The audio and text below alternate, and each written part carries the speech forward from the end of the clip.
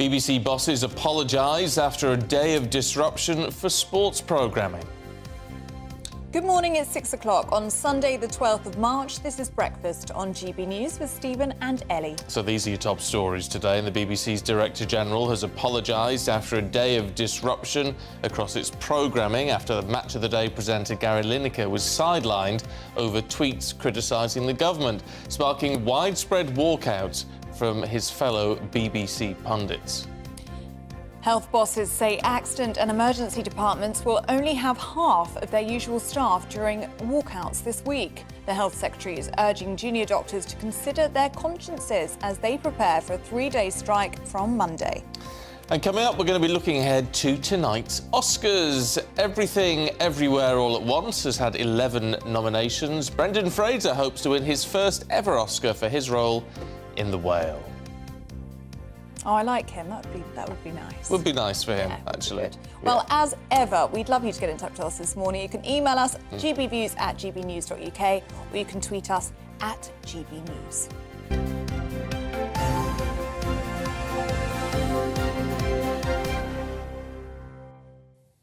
But first to our top story, and a Match of the Day walkout led to the programme going ahead last night with no commentary and no pundits either. Yeah, presenters and commentators refused to take part in solidarity with Gary Lineker, who was suspended from the show after he criticised the government's asylum policy on social media, the dreaded Twitter.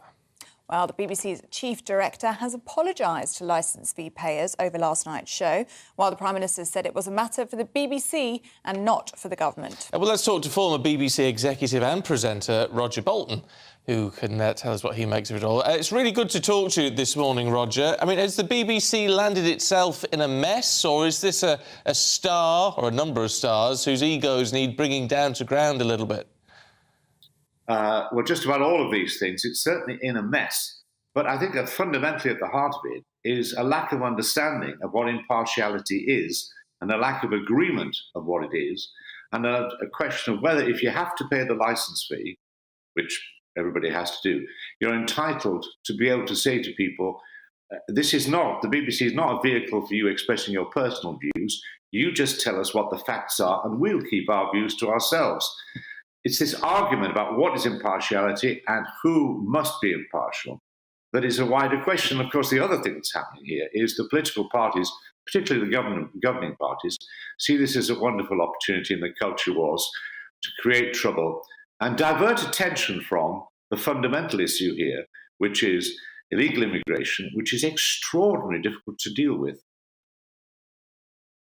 Now will be, where does the BBC and where does Gary Lineker go from here? Director General Tim Davie, speaking last night on the BBC, he refused to resign. He actually was offering an olive branch out to Gary Lineker. He called him the best sports broadcaster in the world. Do you think they're aware that they might need to back down on this issue? I think they're in a desperately difficult situation. If they back down, then what happens over the next 18 months up to the general election, when this issue of immigration and asylum is going to dominate the headlines? Gary Lineker won't stop talking about that. Others will want to make their views clear. So that's a nightmare. On the other hand, with a chairman who has close associations with Boris Johnson and who's under investigation and who is silent on this occasion, and a director general who was a former Conservative councillor, that's an extremely difficult situation. I mean, the best thing that would happen is that Gary Lineker accepts at the moment that he will not tweet on this issue. Then there are discussions over the long term about what impartiality is, whether it should apply only to people in news and current affairs, or whether it applies to every presenter on the BBC. Now, the trouble with that is, if you were asked to do a job for the BBC, I hope you are, as well as your present employment, for one day a week or 1 week a year, are you to suppress all your social media activity because you're doing that? It's a fiendishly difficult problem, but the best thing would be to Gary Lineker to say very clearly, I will stop tweeting on these subjects. I will discuss this with the BBC. This is doing too much damage. And the other thing that needs to happen is the BBC chairman now needs to resign. The very fact that he can't speak out on this subject and defend the BBC and define impartiality as the chairman of the BBC means he can't do his job. So I'm afraid he should go. The Director General should stay. Gary Lineker should say, I'll not comment on this issue for a while anyway while we negotiate it. And we should get Match of the Day back. After all, license fee payers pay for that, and they didn't get it last night. No, I mean, as you wonderfully highlight, Roger, it's such a difficult situation. I mean, what I found extraordinary, and it's across a lot of the papers this morning, you know, I won't quit, says BBC boss. I mean, the Director General, this is on the Sunday Telegraph this morning. You know, Gary Lineker is the one who is being criticised, whether rightly or wrongly, and whether the impartiality rules are right or wrong or whatever. He's the one who's come under pressure, and it's the DG who's now being questioned as to whether he'll resign. It seems to have absolutely been turned on its head. Well, it has, but this is a reflection of our society, because we're having, you know, with the growth of social... Look, without social media, it was actually quite difficult to get your views heard. You know, Gary Lineker probably could do it, have to ring up, maybe talk to somebody like you, whatever. Digital media, it takes him about 3 seconds to respond to something. On it goes, bang. It has to be very short, so therefore it's headline stuff. Somebody then piles in, wonderful. Another person piles in, you've got your row. And if the political parties aren't interested, and neither are actually, in getting into the detail of the problem about illegal immigration and asylum, it's a wonderfully convenient thing. Let's row about this for the next 18 months. The Conservatives in particular will run on this issue. But look, the facts are there were 45,000 UK arrivals in small boats last year.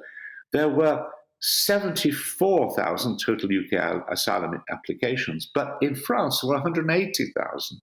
And there are almost 1 million at the EU across the board. It's not an issue we can solve ourselves. It's a massive problem.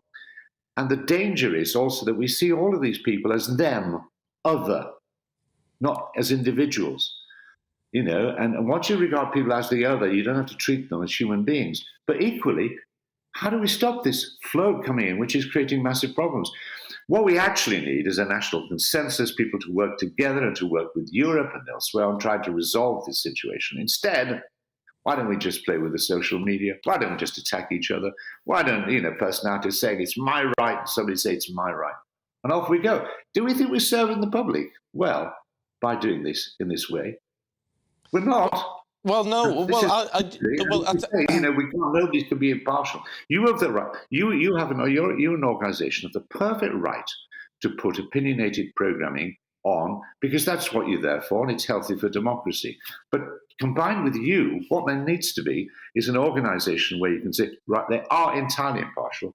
They'll provide the facts. Then we'll have a discussion about it. And if we're not careful, we're going to lose that organisation that does give you the facts. And if you look across the water at what's happened with Fox, run by Rupert Murdoch, we now know through the disclosure of documents that they were well aware that Donald Trump had lost the election and that Donald Trump was lying about that. And their presenters went on air and said the opposite, with the encouragement of their leadership, because they didn't want to offend their audience, because that was too important to their business model. Now, that's a warning to us all. That is a warning to us all. It's about the key is getting all perspectives across and not hampering one side of an argument, isn't it? That's key to all of this. But I think there's got to be... facts out that we can use as the basis of debate. But then we've got to ask questions, haven't we, about celebrities, whether they're, you know, I mean, Gary Lineker's got some experience with asylum because he's taken asylum seekers into his home and all the rest of it. But it raises the question, doesn't it, about celebrities who get involved in politics, all the rest of it, and they have a reach into people's homes and they have a reach into people's lives, a very big platform, but they may be totally uninformed. And isn't there a question in our democracy and about getting all views across that people who happen to have a high profile shouldn't necessarily have that much input into how we think about our everyday lives and our politics? Well, I agree with you, but you're asking people who are celebrities to be, shall we say, modest about their abilities in other areas, and it's human nature. Look, if I was in Gary Lineker's situation and so on, I'd be very tempted to tweet. Of course I would.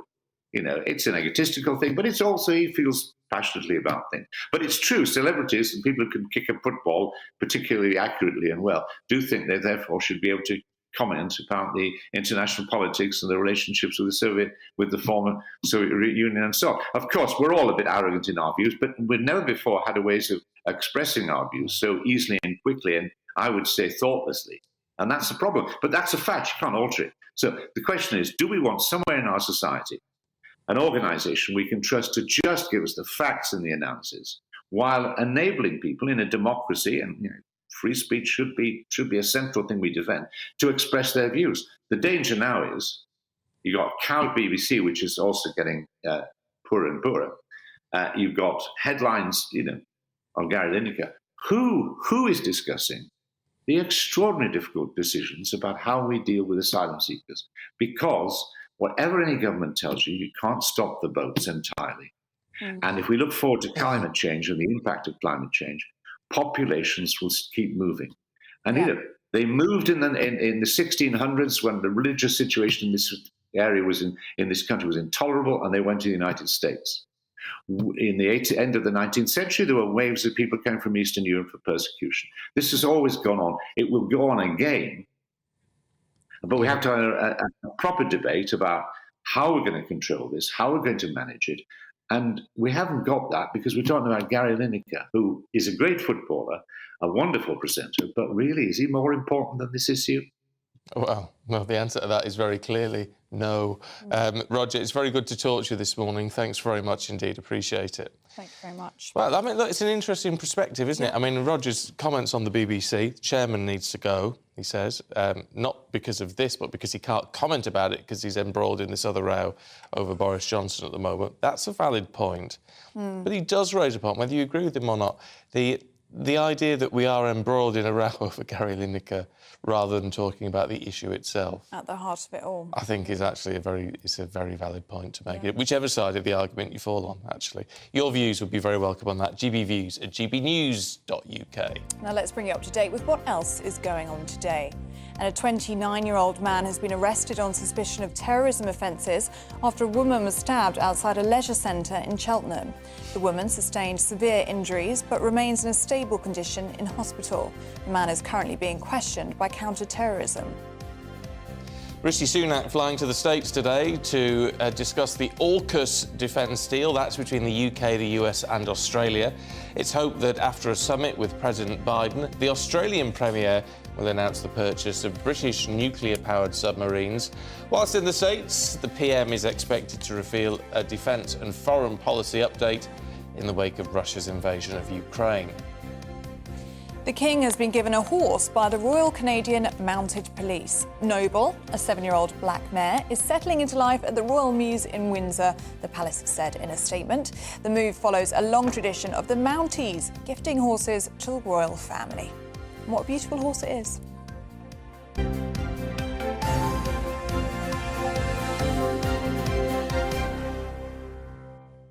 He must ride, though. I can't picture him riding. No, he definitely does. Come on. But he must. He must do. Definitely. Maybe not as much as his mother. No, she really loved her. She really loved her horses. But he's going to have to for the oh, excuse me. Official birthday and all that sort of business. Well, they all ride, don't they? You see Princess Anne. He's going to have to. What do they call it on Horse Guards Parade? When they do changing of the colour. Oh, yeah, trooping the colour. There we go, we got there in the end. It's early. My brain isn't working. I wasn't much help. Changing of the colour troops. No, trooping the colour. There you go. Yes, he's going to have to do it for that, isn't he? Yeah, beautiful horse, though. Gorgeous. Quite a nice gift, isn't it? Very nice. I wouldn't mind. I wouldn't say no. Where would you put it? Well, I don't have the Royal Mews in Windsor, that's for sure. Well, there you go. Then. Maybe in my garage. That's where my horse would have to go. Yes, maybe not. Maybe not. Now, union leaders have warned that junior doctor strikes could continue into next year unless ministers increase pay by 35%. Yes, health bosses say A&Es will only have around half their usual number of staff during the 72-hour walkouts that begin tomorrow, with thousands of operations called off as well. Well, last night the union rejected a late offer of talks from the Health Secretary, Steve Barclay. Let's talk to Conservative Councillor for Epping and Thaden, Holly Whitbread, who's here. Too little too late from the Health Secretary. He was meant to meet them on Friday and didn't bother. No wonder they've they're upset? Well, I mean, it's a disappointing situation, and when you look at the demand of 35%, clearly that's just way too high. The Health Secretary does need to engage in discussions on this important issue, and he is making offers to do so, but it is disappointing we're in this situation. He shouldn't be making offers to do so. He should just be doing it. Yeah, and I'm sure there's a lot of conversations going on behind the scene. There's always like a bit of theatre to all of this, so I'm sure there have been ongoing conversations. I mean, there is a little bit of confusion around those figures. Some of the papers are putting the pay rise of what they'd like at 26%. So I think there is a little bit of confusion there. But as we just heard in that introduction there, I mean, this is going to have an unprecedented impact on the NHS, isn't it? An NHS that is already on its knees.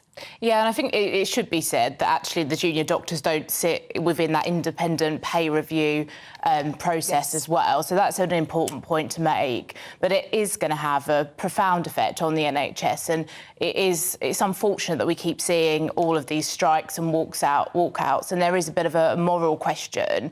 We shouldn't be seeing NHS resources so depleted on the ground, so there's a real moral question around that as well. I mean, well, there is, but this has to be addressed by the government, and I think the problem is it feels like the government isn't engaging on this, on such a serious issue, because it's not just about meeting the demands or addressing the demands of those junior doctors now. If this isn't addressed, this is going to have an impact on recruitment as well. I mean, this is actually a long-term issue to think about. Yeah, it absolutely is. And looking at kind of the NHS workforce is a real challenge that this government has. I think it's unfair to say that the government aren't engaging. And I know there's a lot of kind of talks going on at all stages. But when you see kind of these huge above inflation requests in terms of pay, obviously it is just unrealistic. And that is the real issue here. I think there's got to be a wider and broader conversation about the NHS and reform and staff pay, but this is not the way to go about it. What do you make of Steve Barclay's comments in The Telegraph this morning? He's been speaking directly to junior doctors, saying to check your conscience before you go on strike. What do you make of those kind of comments? Do you think that's fair, or do you think that's emotional blackmail? I think it is fair. And obviously there's been conversations around kind of minimum service agreement, and I don't think it's right, particularly around the kind of A&E strikes, for us to see these strikes from junior doctors. I come from a family of NHS workers. Actually, most of my aunties are nurses, and there is always that moral question about whether it's right to go on strike, because primarily, despite the kind of conflicts you might have over pay, your number one job is to support people. Yeah, but the problem is, Will, and the fact that this is all unprecedented now in this situation that we're in, is that people feel their backs are against it. Well, they don't want to strike. I mean, you talk to nurses, you talk to junior doctors and all that. They don't want to strike. They want to be serving their patients. But they just feel like they have no other option now. And that's the problem here. Whether you agree with striking or not, they feel like how else do they get heard? And I think it's right we do listen to the concerns, and the government need to engage with the unions on this, because actually we saw the NHS support us more than ever before during the pandemic. But personally, and I know many people feel like this, that walkouts and strikes are just not the way to take that action. The government have seen kind of extra levels of support where they with the nurses in particular, where other public sector parts haven't seen that. So I think the government have provided support, but as I said, it needs to be a wider conversation. We're hearing this morning that the unions have rejected those last-minute talks offered by Health Secretary Steve Barclay. They did want to speak on Friday, but according to them, Steve Barclay did not show up. Do you think we could see the government relent on this issue? They won't want to see 72 hours worth of strikes from junior doctors, or do you think we are going to see the strike go ahead this week now? I don't think you're going to see the pay increases that are being demanded, so whether it's 35 or 26, I can't see that happening. So unfortunately, it may be the case, but I hope that in the next couple of days, the next few hours, the government can continue conversations. OK. Holly, good to see you this morning. Thanks very much. And if you've got a thought on that, GBViews at gbnews.uk. It's a tough one. Really tough. I really hate to see NHS people strike. I think it's very, very bad. Yeah. For patient health, I mean, it's a bit of an obvious statement, isn't it? It's bad for patients. I don't like to see it. I don't know if I'd do it. No. I don't think if I was in that position, I don't know that I would do it. However, if they're feeling, what else can we do? And this is an issue that's been going on for years. I mean, the last strike was in 2016. There were warnings then about pay, and here we are so many years later. And I was looking this morning, the average pay, I think, is about £14 an hour, and you actually earn more in McDonald's. Yeah. I mean, it's a point, isn't it? You've gone through 7 years of university, you've straddled that much debt, and you're not earning any more than you would be, you know, in a job with a lot less stress, I'm sure. Yeah. So anyway, so your thoughts on that, please let us know what you think. Coming up, what are you having for Sunday lunch today? Meat and no veg? We'll be looking at the ongoing veg issue very shortly.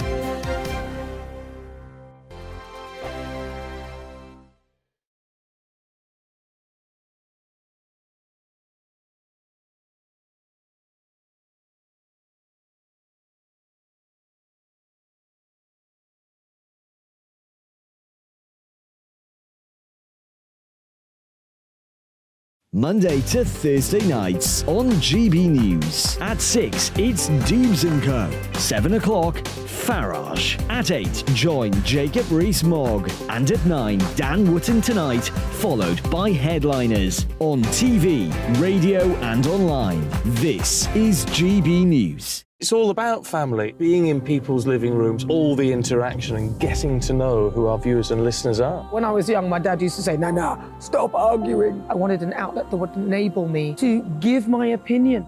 People are going through a really hard time right now, and I know that you don't feel like you're being listened to by the establishment. I came to GB News because it's the People's Channel, and I want the audience to have their say on the events of the day. We're dynamic. We do something different. Democracy shows that the wisdom of the nation is in its people. I get to travel to find out what the story is from a personal perspective. The British people aren't fools. We know when we're not being told the full story. We've got to work out how Britain moves forward from this. It's the best country in the world. The establishment had their chance. Now we're here to represent your views. Britain's watching. Britain's watching. Britain's watching. We're proud to be GB News. The People's Channel. Britain's news channel. Join me, Patrick Christie's, Monday to Friday, 3 till 6. We tackle the day's news agenda like you've never seen before. It's high tempo, high octane, the most controversial topics, and the best guests. You will not be able to take your eyes and ears off it. I'm not afraid to ask the questions that you really want answered. 3 till 6 p.m, Monday to Friday on GB News, the People's Channel, Britain's news channel. I'm Andrew Doyle. Join me at 7 o'clock every Sunday night for Free Speech Nation, the show where I tackle the week's biggest stories in politics and current affairs with the help of my 2 comedian panellists and a variety of special guests. Free Speech Nation, Sunday nights from 7 on GB News, the People's Channel, Britain's news channel.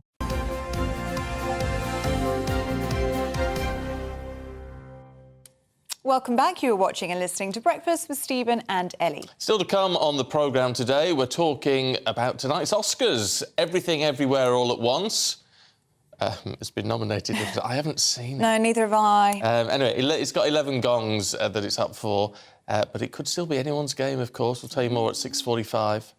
And at 7:45 is the UK too grotty for Lanzarote. We'll be talking about the Canary Islands' call to attract higher quality tourists. Yes, apparently. they don't want us. No, we're too grotty. They're too grotty. They want the Germans, because apparently they're neater and tidier. Is that true? Yeah. I think it probably is. Yeah, I always find them quite aggressive with their towel handling. Oh, the towel issue. They're up at 4 a.m. and is the thing. Putting towels out on the deck chairs. Are we not behaving ourselves when we go to places like Lanzarote? Are we just being loutish? I know they don't want us. Clearly we're not. They don't want us. They're not going to advertise Lanzarote holidays over here and things. Anyway, if you're a big fan of Lanzarote, are you grotty? Let us know. GBviews at gbnews.uk. Do you find Lanzarote grotty? I have a friend in Lanzarote at the moment, and she said it's them that's grotty, not us. Oh. Yeah. Yeah. I've never been, so I can't comment. I've never been, to be fair, so I don't know. But anyway. No. Let us know what you think. gbviews at gbnews.uk. Now, the last time you did the big shop, yes, you may have been told there are limits to the number of fresh veg you could buy. The supermarkets blame poor harvest, but others say they have created the problem. Our South East of England reporter Ray Addison has this report. Britain is seeing a return to rationing. Supermarkets say unseasonal weather in southern Europe and North Africa has disrupted harvests, causing a shortage in key salad staples such as tomatoes, cucumbers and peppers. However, some say the problem goes far deeper. Simon Lane is the managing director of Fruco plc in East Sussex. They've been importing fresh produce for 40 years. He says supplies are plentiful and supermarkets are simply being priced out of the market. There's an old saying in our business, money is the greatest fertiliser in the world. Money talks. I can assure you that none of our customers are short of any product.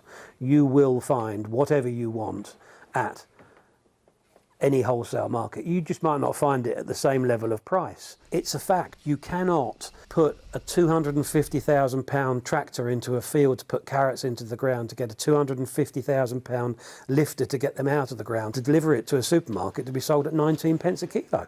It's outrageous. In Brighton, Andy Griffiths' family business has been distributing fruit and vegetables for 50 years. He believes they're still thriving because they pay their suppliers decent rates. The supermarkets do rationing to support their own systems. They don't want their shelves to run dry of product, so they tell people to buy less. When really, behind the scenes, there is a lot of produce that's to be had. It's just you've got to pay the right price for it. I mean, if you walk into a supermarket any day of the year, in the produce aisle, you will see things on the shelf that are being sold at less than what it costs to produce them. This isn't sustainable. It's not going to work. However, there are other problems impacting supply. Gary Griffiths, no relation, is the owner of Nutbourne Nursery in West Sussex. He says some British farmers are choosing to plant their greenhouse crops later, or not at all, due to high energy costs and a lack of government support. I'm hearing a range of 2 months later, with some growers, some 3 months. And it really depends on what the supermarkets are prepared to pay for their product. If the supermarkets are not prepared to pay them a realistic, sustainable return, then they know they can make no money and they won't do it at all. The government says supply problems could last until the end of March. However, some experts warn that if supermarkets continue to drive down prices, we could see empty shelves and more farmers going out of business. Ray Addison, GB News. I have to say, where I am, there's been no shortages at all. No, I haven't noticed any vegetables. Eggs. Eggs are still very short where I am. Yeah. But if you get yourself to a nice farm shop or a corner shop even, vegetables to be seen everywhere. So it does depend where you're shopping, I think. It does. Loads of you getting in touch on Lineker, which is really interesting. Duncan, hi Duncan, says, there's no wonder he thinks so highly of himself. I feel like everyone's acting he's the only one on the planet that can talk about football. There are plenty of people down the pub that are more qualified. Jim says, I watched Match of the Day last night. I actually preferred the 20 minutes length. It was adequate, and in all honesty, I could stand watching it again in that format. In my view, all the presenters are so arrogant. It's a football show. They're not curing cancer. Again, it's egos, isn't it? And you were touching upon that egos. earlier. I think you have to be really careful with egos. There's a lot of them in this business, and it's not healthy. James says, I will not watch Match of the Day again until Lineker learns to keep his opinions to himself. Yeah. Rob says, I believe Match of the Day was watchable for the first time last night in 10 years. If it wasn't for GB News, my TV would have been thrown into the canal a long time ago. Jackie, morning Jackie. The only person who needs to apologise is Lineker. The arrogance of that man is astounding. Eloise says the whole situation is bizarre beyond words. I think many people would agree with you today, Eloise. I think that Gary Lineker is totally out of order. And Margaret says, I believe any presenters at the BBC should be told that no one is bigger than the BBC. And again, I think that, I have to say, I think that is right. These presenters who think that, that they should be able to dictate exactly what goes on. I do think it's so interesting, though, what's happening today, which is the Director General of the BBC, Tim Davie, speaking last night, saying he's not going to quit. There's pressure on him to go now, but actually extending an olive branch, saying Gary Lineker's the best sports presenter in the world. Can't wait to have him back. I think that's a mistake. Do you? I think that's a big mistake, because if you're worried about someone's ego, then doing that is just then he will become absolutely unstoppable. You may think he should be unstoppable. You may think, well, perhaps he should be able to tweet what on earth he likes. He's not a news journalist. He talks about football, so why can't he tweet what he likes? Which is a valid view. I mean, again, there's so many of these areas where I sort of think, I don't know what I think about it if I had to make a decision. If I was the DG, I don't know what I would think about all of this, to be perfectly honest. I think what is quite clear in all of this is they need to look at their impartiality rules. I think he even said that in the interview last night, that there needed to be some clarity on the impartiality rules, and perhaps that will be where this goes, that if you're a sports presenter or you're David Attenborough, who often talks about climate change, I mean, if you're those types of people, you can perhaps have a view and be free to share that view and that opinion. Because currently, if you work for the BBC, you're not supposed to have a view, at least not one that you share publicly. Let us know what you think, because it's a story that just keeps on getting bigger. It's still rambling on. It's dominating the papers. What did you make of Match of the Day last night, if you watched it? Or did you watch The Alternative? Let us know, because we had it on GB News. We did. Didn't we? gbnews@gbnews.uk. We've got much more to come for you, including looking ahead to tonight's Oscars. And before that, we'll have the papers in just a few minutes.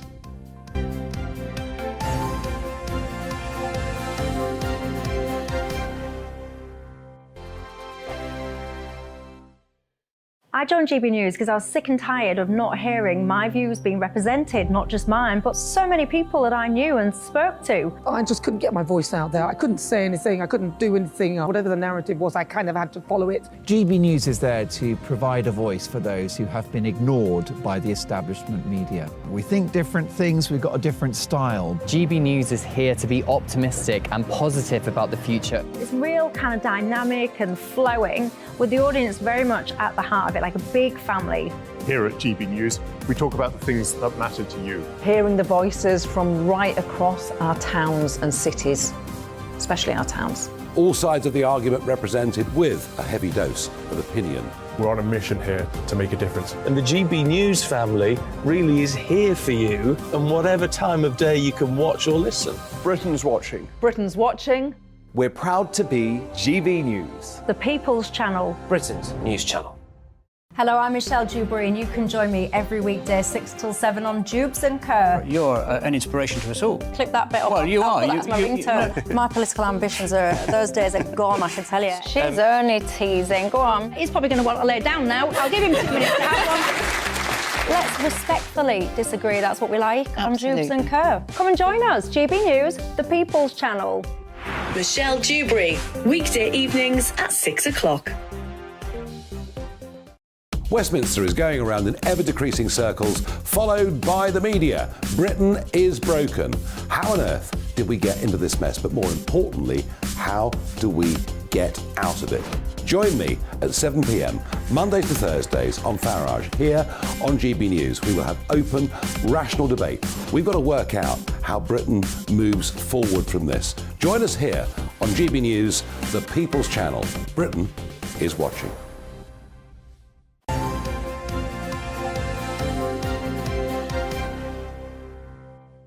6:33. Very good morning to you, watching and listening to Breakfast with Stephen and Ellie. Let's take all these messages. I've just been followed by the Nolans. How fun is that? The Nolans.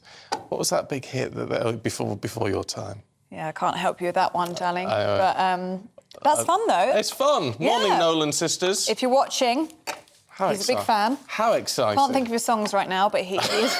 That's the big one when I was a kid. You'll be able to help him out. GBviews at gbnews.uk. OK, let's talk to Ella Whelan, who's joined by Benedict Spence this morning to take us through our papers, our Sunday papers. Good morning, both of you two. Morning. Ella, let's kick off with the Mail on Sunday, should we?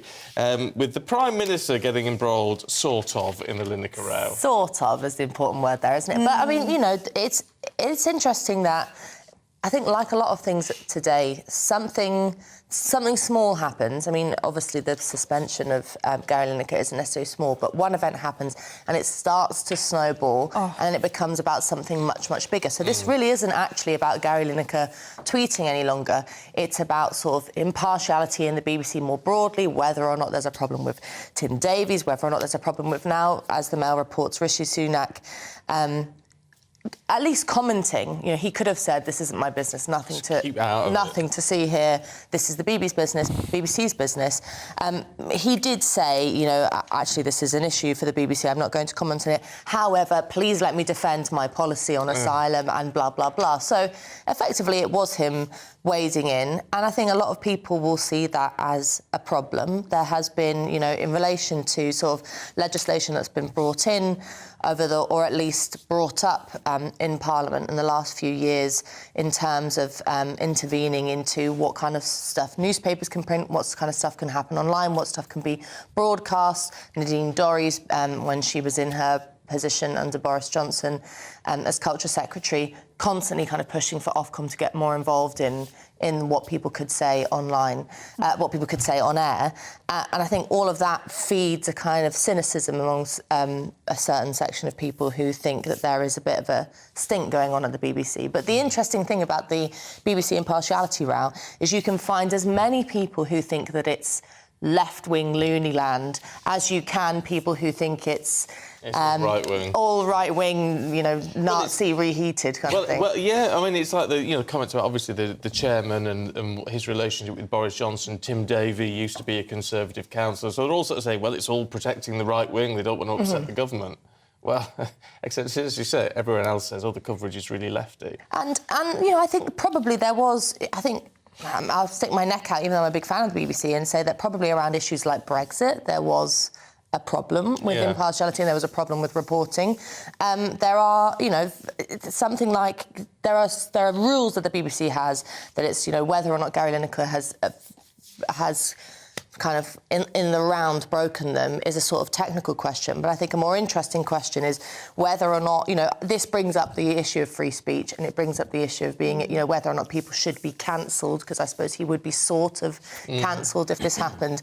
And with all of that in the balance, even though I think he's a bit of an idiot, I would defend Gary Lineker on this issue, and I don't think he should have to step down or be pushed out. And Benedict, it is really interesting, isn't it, the way that the papers are covering it today. It's turning on the BBC itself, the chairman and the Director General under pressure to resign. Tim Davie, the Director General, saying he will not quit. And I think that's sensible. I mean, you know, just having it all out in the open, I think that football presenters should be allowed to talk about politics and sort of thing at the BBC. But the BBC has its rules, it has its standards, and when you sign up to work for it, you understand what that is.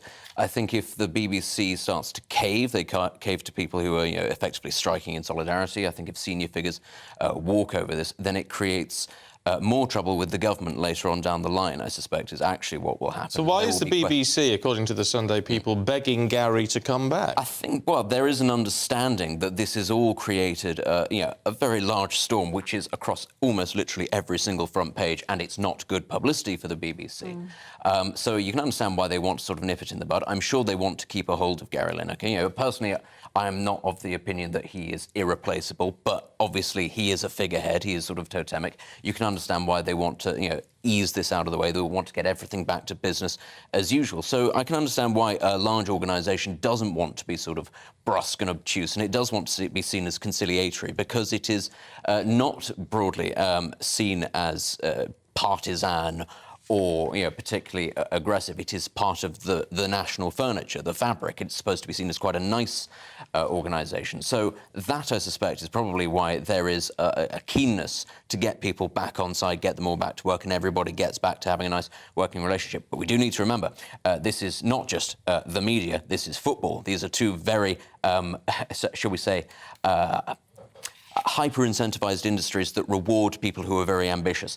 If this goes on for more than a couple of weeks, I think, you know, the screw will start to be tightened at the BBC, and people will start to have the pressure put on them to go back to work or be replaced. Because as much as there is, you know, people saying that they are speaking out in solidarity, there will be some very ambitious people who are looking at this and saying Gary Lineker is potentially just vacating being the face of BBC football coverage. And that could go to anybody else, and that's you made if you do that. And as much as people like Piers Morgan are saying, oh, well, we'll see you if you decide to cross the picket line, and Danny Baker comes out and says you're a scab if you decide to work on this, actually football fans do not care. We saw this with the European Super League, actually, you know, the protests outside the clubs. Oh, it's a disgrace, we'll never watch you again. That didn't last very long. You know, people will go back to watching their football clubs. They don't really care about this thing. They don't care if they're owned by fans or oligarchs marks. They don't care who's playing up front for them, if they've got a criminal record or not. That's actually the nature of the beast.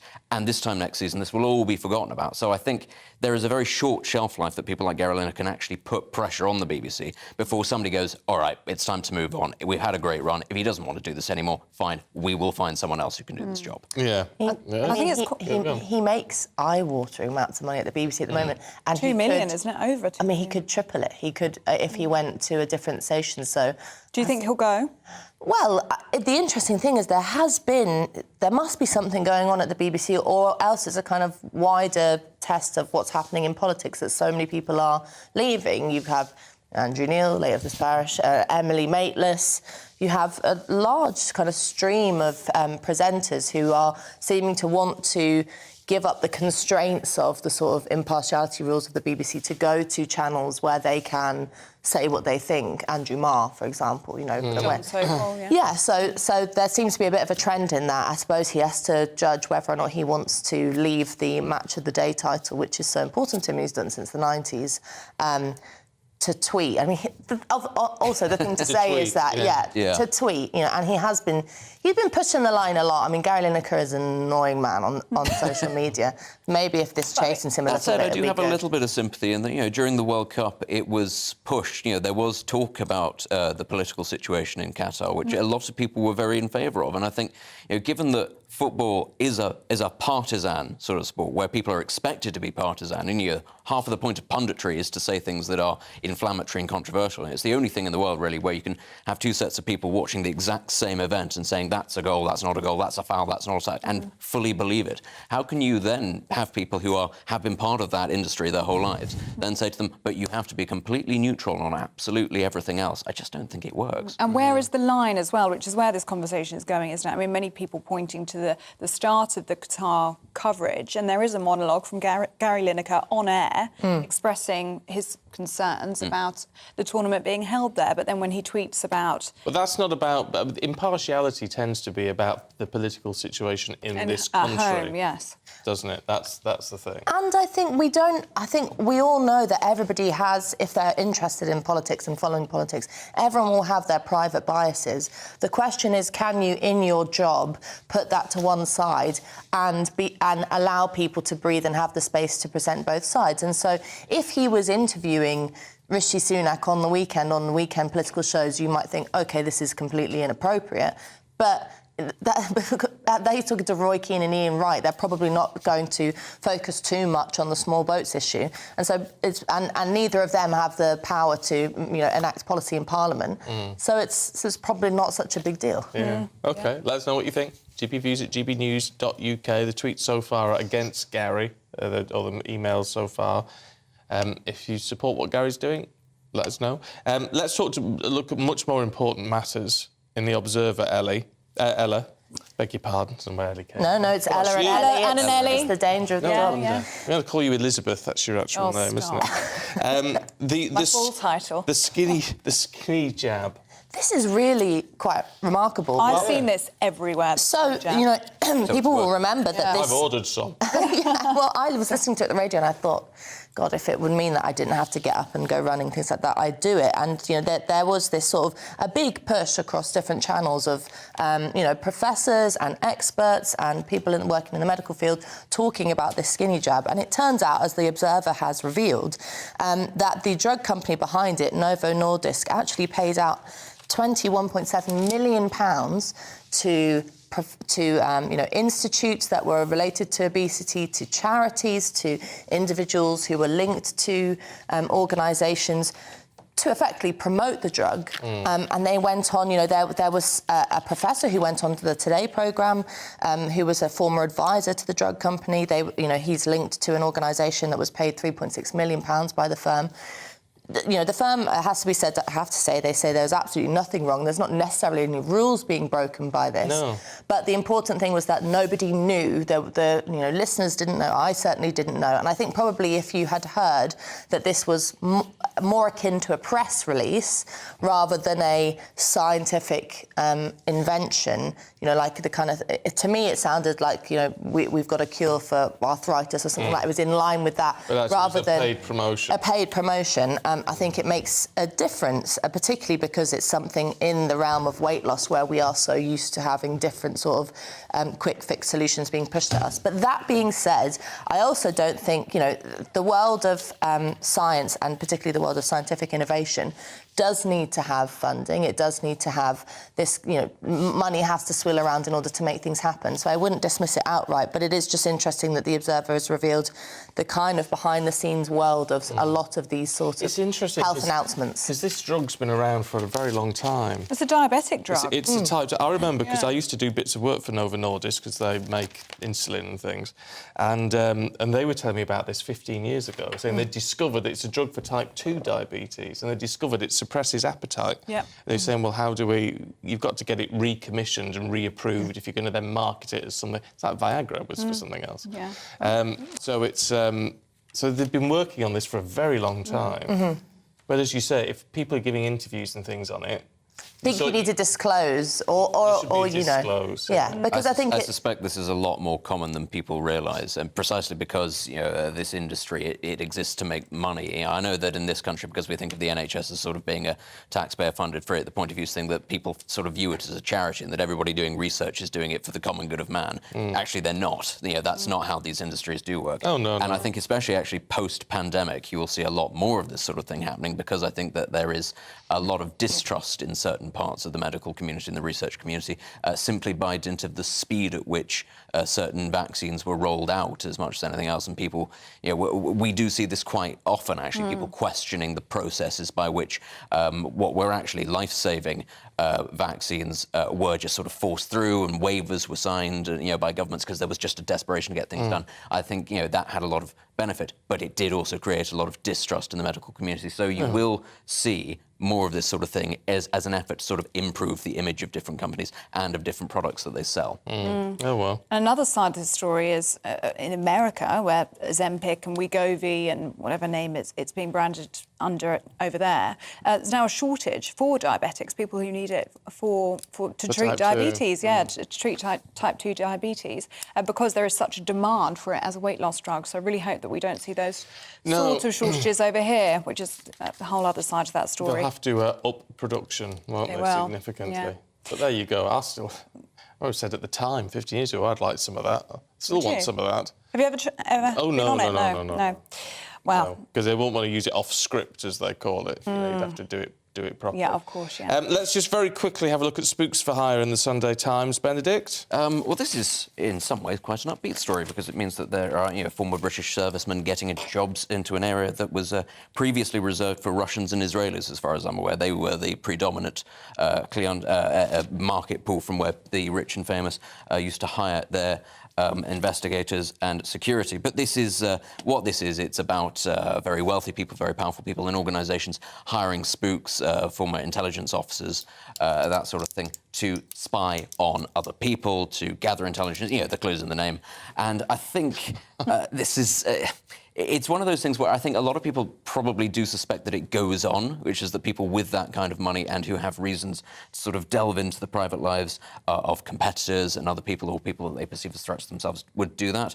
But it's very interesting to sort of see that on the front page of the Times, sort of in black and white, that it is British people who are doing this, and that it isn't some sort of shadowy foreign operative. It's a dirty game, isn't it? It is. But there's a lot of money to be made in it. Oh, I think excellent. Actually, people would be surprised that there's very little money, relatively, in serving your country in these areas, but partly because you don't want to draw attention to the fact that you're a very highly trained spook. So actually, you're not going to be living the James Bond lifestyle with a fast car and a nice penthouse. That's not really how it works. So, post your career in service to your country, you need to go out and make a quick living. That's what you do. You find yourself an oligarch. Yeah, oh well, fair dues.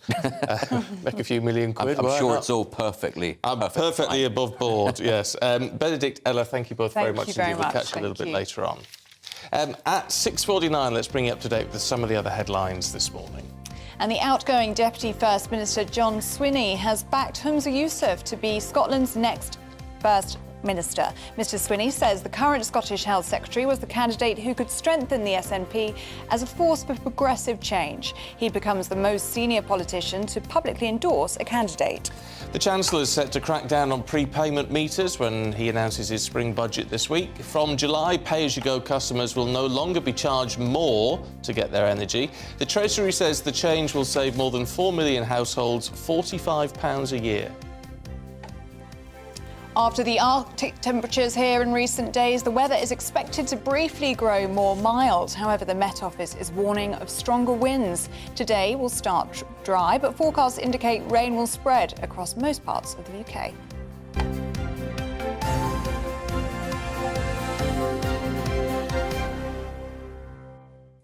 I've had a tweet. Go on. Who from? From Frank. Oh, morning, Frank. Etchells. Good morning to you on Twitter. He says, "Hi, Ellie. Tell Stephen if the Nolans are following him, then he needs to be in the mood for dancing. For dancing. The clues are there," he says. I'm in the mood for dancing, romancing. Anyway, enough of that. Otherwise, we'll have to pay a fee. We will. But anyway, thanks, Frank. We can Yes. always rely on you. Thank you. I say it's like a boomerang. You just throw it out. You do. And we get answers back. So thank you very much. Anyway, from that type of showbiz to another sort, because Hollywood's rolling out the red carpet for the Oscars today with the 95th Academy Awards taking place tonight in LA, midnight our time. Yes, the sci-fi adventure film Everything, Everywhere, All at Once has the most nominations, but the German World War I film All Quiet on the Western Front is hot on its tails. OK, well, let's talk to film critic Adam Solomons, who's here in the studio. Good morning to you. Good morning. Bracing yourself for a very long day, I should imagine. Morning, thanks for having me. So where's your money? Everything, Everywhere, All at Once, I think, is the bookie's favourite. 11 nominations. It could make history by becoming only the 4th film in history to really dominate those top categories. It's got massive cross-generational appeal. It's kind of got a bit of a wacky sci-fi sensibility, but also a kind of a real heartwarming sense that appeals to older generations and especially Oscar voters. Right. Last year, we obviously had the drama with Will Smith at the Oscars ceremony. He's banned this year, isn't he? Yeah. Are we expecting any more drama? I don't think so. I think Jimmy Kimmel is a very safe pair of hands, and I think they've gone for him as a way of saying, look, we don't want any funny business this year. Yeah, I bet he'll refer to last year, won't he? I hope not too much, because I think that might change the energy in the room a little bit. It'll get thrown out. I'll tell you what intrigues me, Best Supporting Actress.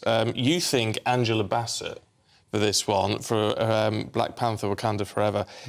I know Black Panther has done well before the original film, but it's the idea of a Marvel movie making progress at the Oscars, which has been, they're so popular, massive hits at the box office, but don't get a lot of recognition. Well, she's the first ever actor nominated for a Marvel film, so this is a real step forward. And Black Panther, the first one, made so many steps forward in being a Marvel film nominated for any awards at all. But I think she might take it. I think her performance is really terrific.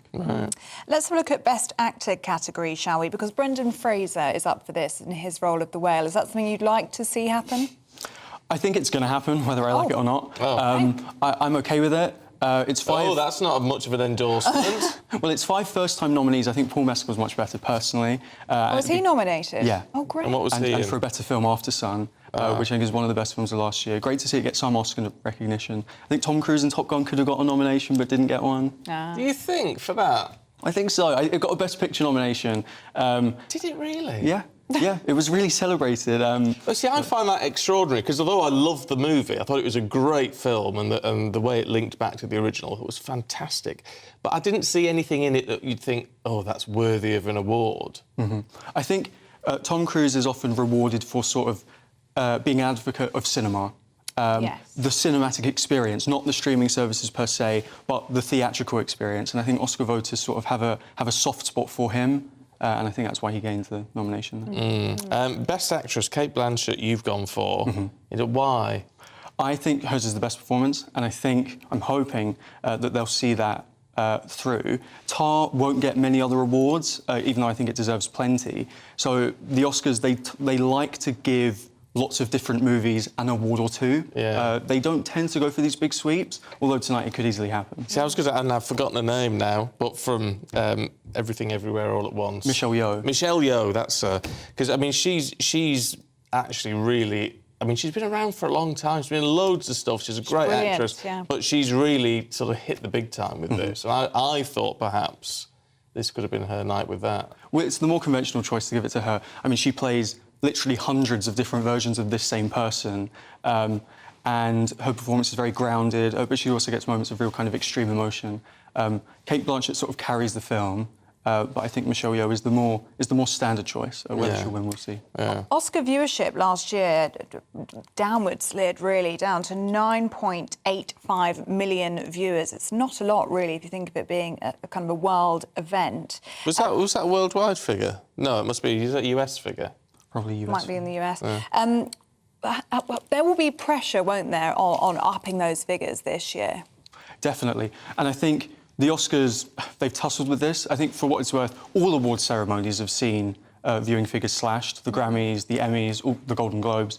But what's happened is that the Oscars are trying to give more ground to popular films. We've seen that with Everything Everywhere All at Once, Black Panther, Top Gun, Avatar getting a nomination. Yeah. They almost considered putting a Best Popular Film category in there, which I think would have been a terrible idea, but they are sort of giving in slightly to the kind of the films that people actually go to see. Yes, rather than the ones they just think are worthy. Exactly. Yeah, that's a very valid point, I think. Do you know what I often find that with Oscars is there's so many arty films. It's not actually what gets, like you said, we were saying yesterday, doesn't get bums on seats in the cinema. No. Not always, anyway. No, not always. Adam, really good to see you this morning. Thank you very much. Enjoy the show. Yes. I'm sure you will. We've got lots more still to come for you after the weather.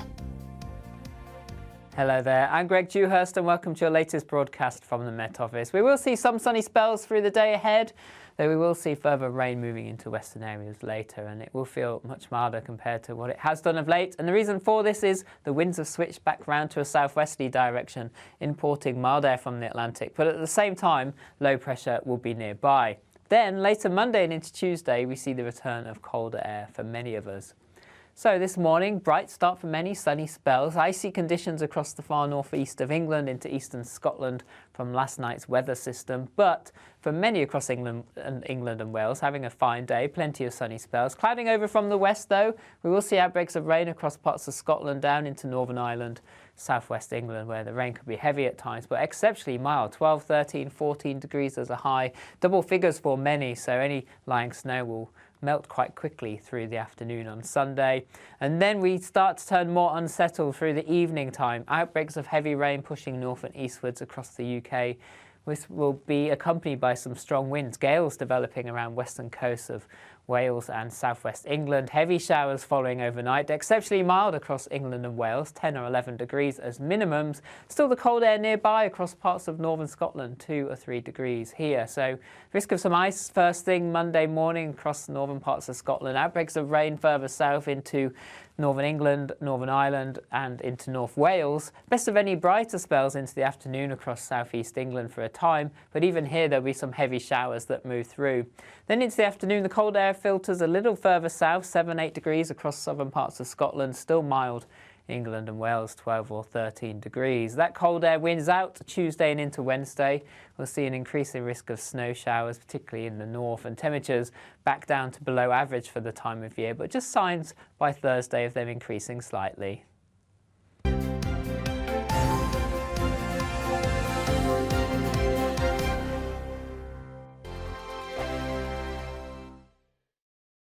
First and foremost, I'm a GB News fan, and I was before I was working here. Just love the fact that we're asking the questions that a lot of establishment media won't ask. With a bit of a twist, we not only want to inform you, but we want to keep you entertained. It's worth the drive because you get in and the team's all ready and waiting, they're itching to go, and it's a proper little family. GB News is the people's channel. It's the audience that makes the programme sing. We're giving our viewers and our listeners a voice. I see the thousands of your letters, tweets, emails, you name it, coming in. Britain is broken. How on earth did we get into this mess? But more importantly, how do we get out of it? The establishment had their chance. Now we're here to represent you. It's time for something different. It's time for GB News. I'm very patriotic. I believe in Britain. Our best days lie ahead. Britain's watching. Britain's watching. Join us here on GB News. The people's channel. Britain's news channel. Monday to Thursday, 9 p.m. till 11 p.m. Join me, Dan Wootton. I'll bring you the sharpest takes and hottest debates. Do you not believe in prisons? I don't believe in prisons. I'm completely stunned. I guarantee you there'll be no spin, no bias, no censorship. I actually was personally quite offended by it.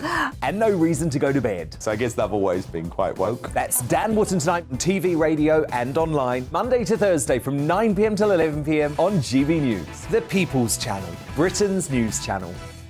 I'm Simon Evans. Join me on GB News for Headliners at 11 p.m. What's the scoop? I'll be joined by two of the country's top comedians. That's right. As we take a look at tomorrow's newspapers tonight. We're going to get into trouble. If it's a big story, we'll be covering it. Spill some tea on him. There we go. But we'll also have some fun. I wouldn't stick up a bank. My father didn't love me. So anyway, Headliners every night from 11 on GB News, the People's Channel, Britain's news channel.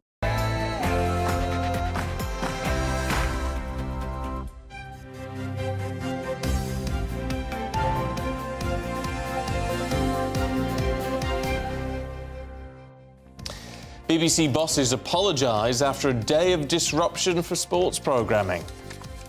Good morning, it's 7 o'clock on Sunday the 12th of March. This is Breakfast on GB News with Stephen and Ellie. These are your top stories this morning, and the BBC's Director General has apologised following a day of disruption across its programming. That was after Match of the Day presenter Gary Lineker was sidelined over his tweets criticising the government. That sparked widespread walkouts from his fellow BBC pundits. Health bosses say accident and emergency departments will have only half of their usual staff during walkouts this week. The Health Secretary is urging junior doctors to consider their consciences as they prepare for a 3-day strike from Monday. And has Lanzarote had enough of us Brits? Rowdy behaviour, some refusing to speak the language apparently, and sun lounger wars. People on the island are now apparently calling for higher quality tourists, which means not us. We'll tell you more in a bit. The nerve. What makes a higher quality tourist? I'd love to know where the bar is. At what point do you get grotty? I don't know. What do we do so wrong? We're not out getting the sun loungers bagged at 4 in the morning, are we? Exactly. You'll find that's not us, that's the Germans who you want so much. Yes. That's what they do. Let us know what you think about that. Do you go to Lanzarote? What do you make of it as a holiday destination? GBviews at gbnews.uk.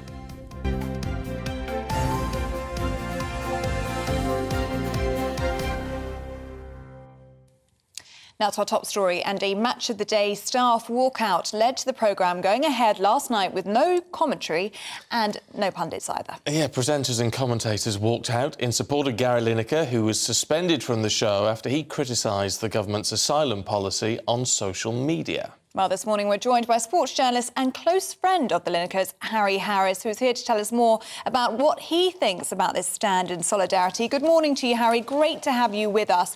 So first of all, what do you make of this whole row? Because it's a story that's just got bigger and bigger throughout the week, really, and it turned into a revolt, really, from BBC Sport. Yeah, I don't think Gary Lineker is going to be a personal friend much longer when he hears what I've got to say about him. I tell you. I think it was actually, a lot of people would have looked at Match of the Day last night and felt great. No commentaries, no flannel, no sideshows, and probably enjoyed it more. I think it might be worth the BBC taking a look at themselves and realising that they get this Match of the Day concession because it is very, very cheap, because it's a traditional programme that people still want to see. But I think they should look at themselves and realise that it's very slick, but it's very stale and very superficial in my view. And I think that, football fans now are well educated. I could see all those clips on Sky half an hour after the matches anyway. What you don't see on Match of the Day is any real assessment of these games. You see a little bit, but in this digital age, I think you need to see a little bit more. And why haven't you got managers on there like Pochettino, Tuchel, Zidane, and even Glenn Hoddle, ex-England manager and managed 3 Premier League clubs? These are experts who can actually tell you what's going on. You're sitting there listening to A load of guys haven't got one coaching badge between all of them. Even if they have, they've never been managers. So they're telling us about the tactical nuances of all these matches, really, without much knowledge about that. That's pretty harsh, Harry. A lot of people may be a little bit surprised at you with that. But tying that in then, what do you then make of someone like Lineker and his Twitter platform? The man's entitled to his views, but on the basis that he is employed, albeit as a freelancer, by the BBC and paid shed loads of money, do you think he should abide by what the BBC has told him in the past, and that is keep your thoughts to yourself? Well, first of all, you have a pundit on Match of the Day who really sits on the fence. He must have plenty of splinters because he doesn't express any real opinions or comments on Match of the Day where he's supposed to be an expert. But, on social media, he's knowledgeable about everything, anything and anybody. And he should not actually have that kind of platform if he's going to make some inflammatory comments. Now, no, I wasn't insulted or affected by what he had to say about Germany in the 30s, but a lot of people will be. And that kind of comments are inflammatory and they can have repercussions and sometimes not very nice repercussions. So impartiality, well, look, he's a sports presenter and he's talking about politics. So he's not being impartial in his field. But because he has such an enormous Twitter following and so much influence on Twitter, you really need to be careful about the language that you're using, let alone criticising the language that others are using. Where do you think it will go from here, Harry? Because the BBC can't afford for this to happen for another week. That's not to say it won't happen for another week. They certainly haven't accounted for this sort of walkout. But you're a friend of Gary Lineker. You've known him for many years. Or you were. Or you were. Do you think he would like to come back to Match of the Day, or do you think he'll be vindicated by a number of his colleagues walking out with him and he'll be looking elsewhere? Well, it's pretty well clear, and I said this on your programme a couple of days ago, that if you look between the lines in the statement, but now it's become more clear, the BBC are bending over backwards to try and find an amicable solution to bring him back on air. But, I've known Gary many, many years, and yes, I hope he'll still call me a friend because I'm giving my honest opinion. They are coming up against a guy who has an enormous belief in his own importance, and to try and get him to apologise, not going to do that. B, to come down from his ability to comment on whatever he wishes on social media, and we'd be talking about free speech, quite rightly so. So he's not going to back down on that. So what concession is Gary Lineker going to give to the BBC to get him back on air? It would have to be a total climb down by the BBC, and I'm not quite sure that they're in a position to do that. No, it's interesting because a lot of which one is it? Oh, here we go. The Sunday People. BBC begs Gary to come back is their headline. Well, whether you think it's an insulting term or not, it depends on your viewpoint, but there are a lot of egos involved here. And if there was a climb down by the BBC, well, those egos are just going to get bigger, whether it's Gary Lineker or whether it's all the pundits that have walked out alongside him. Well, I would think there's an opportunity, and they've got a week to do it. Not a lot of time, but it is a slick show, as I said.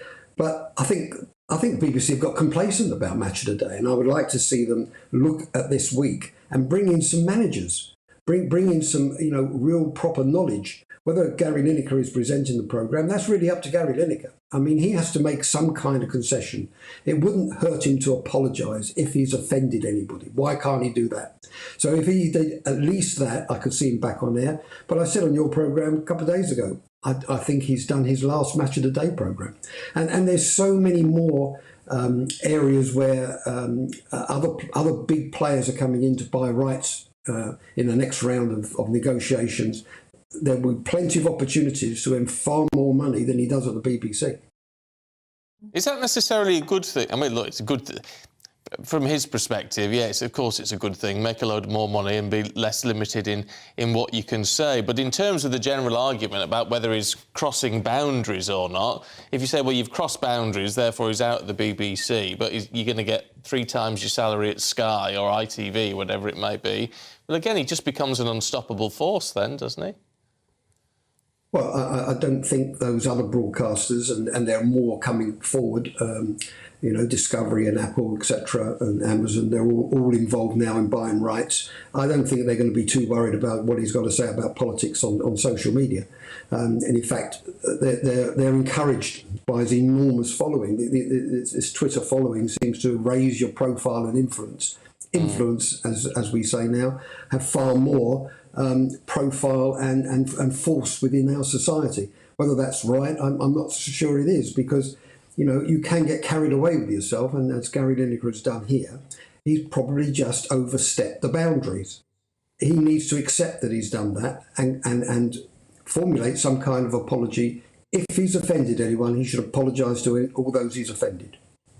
But you don't think that's going to happen, Harry? Well, really good to have you on the programme this morning. Thank you so much for your time. That's Harry Harris, really friend interesting. of Gary Lineker. Very interesting to have him on the programme.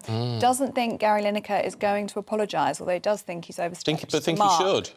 Think he should. Thinks he should. I think that's really interesting, isn't it? From someone who, because we've all got views on this. We don't. I've never met Gary Lineker, I don't think.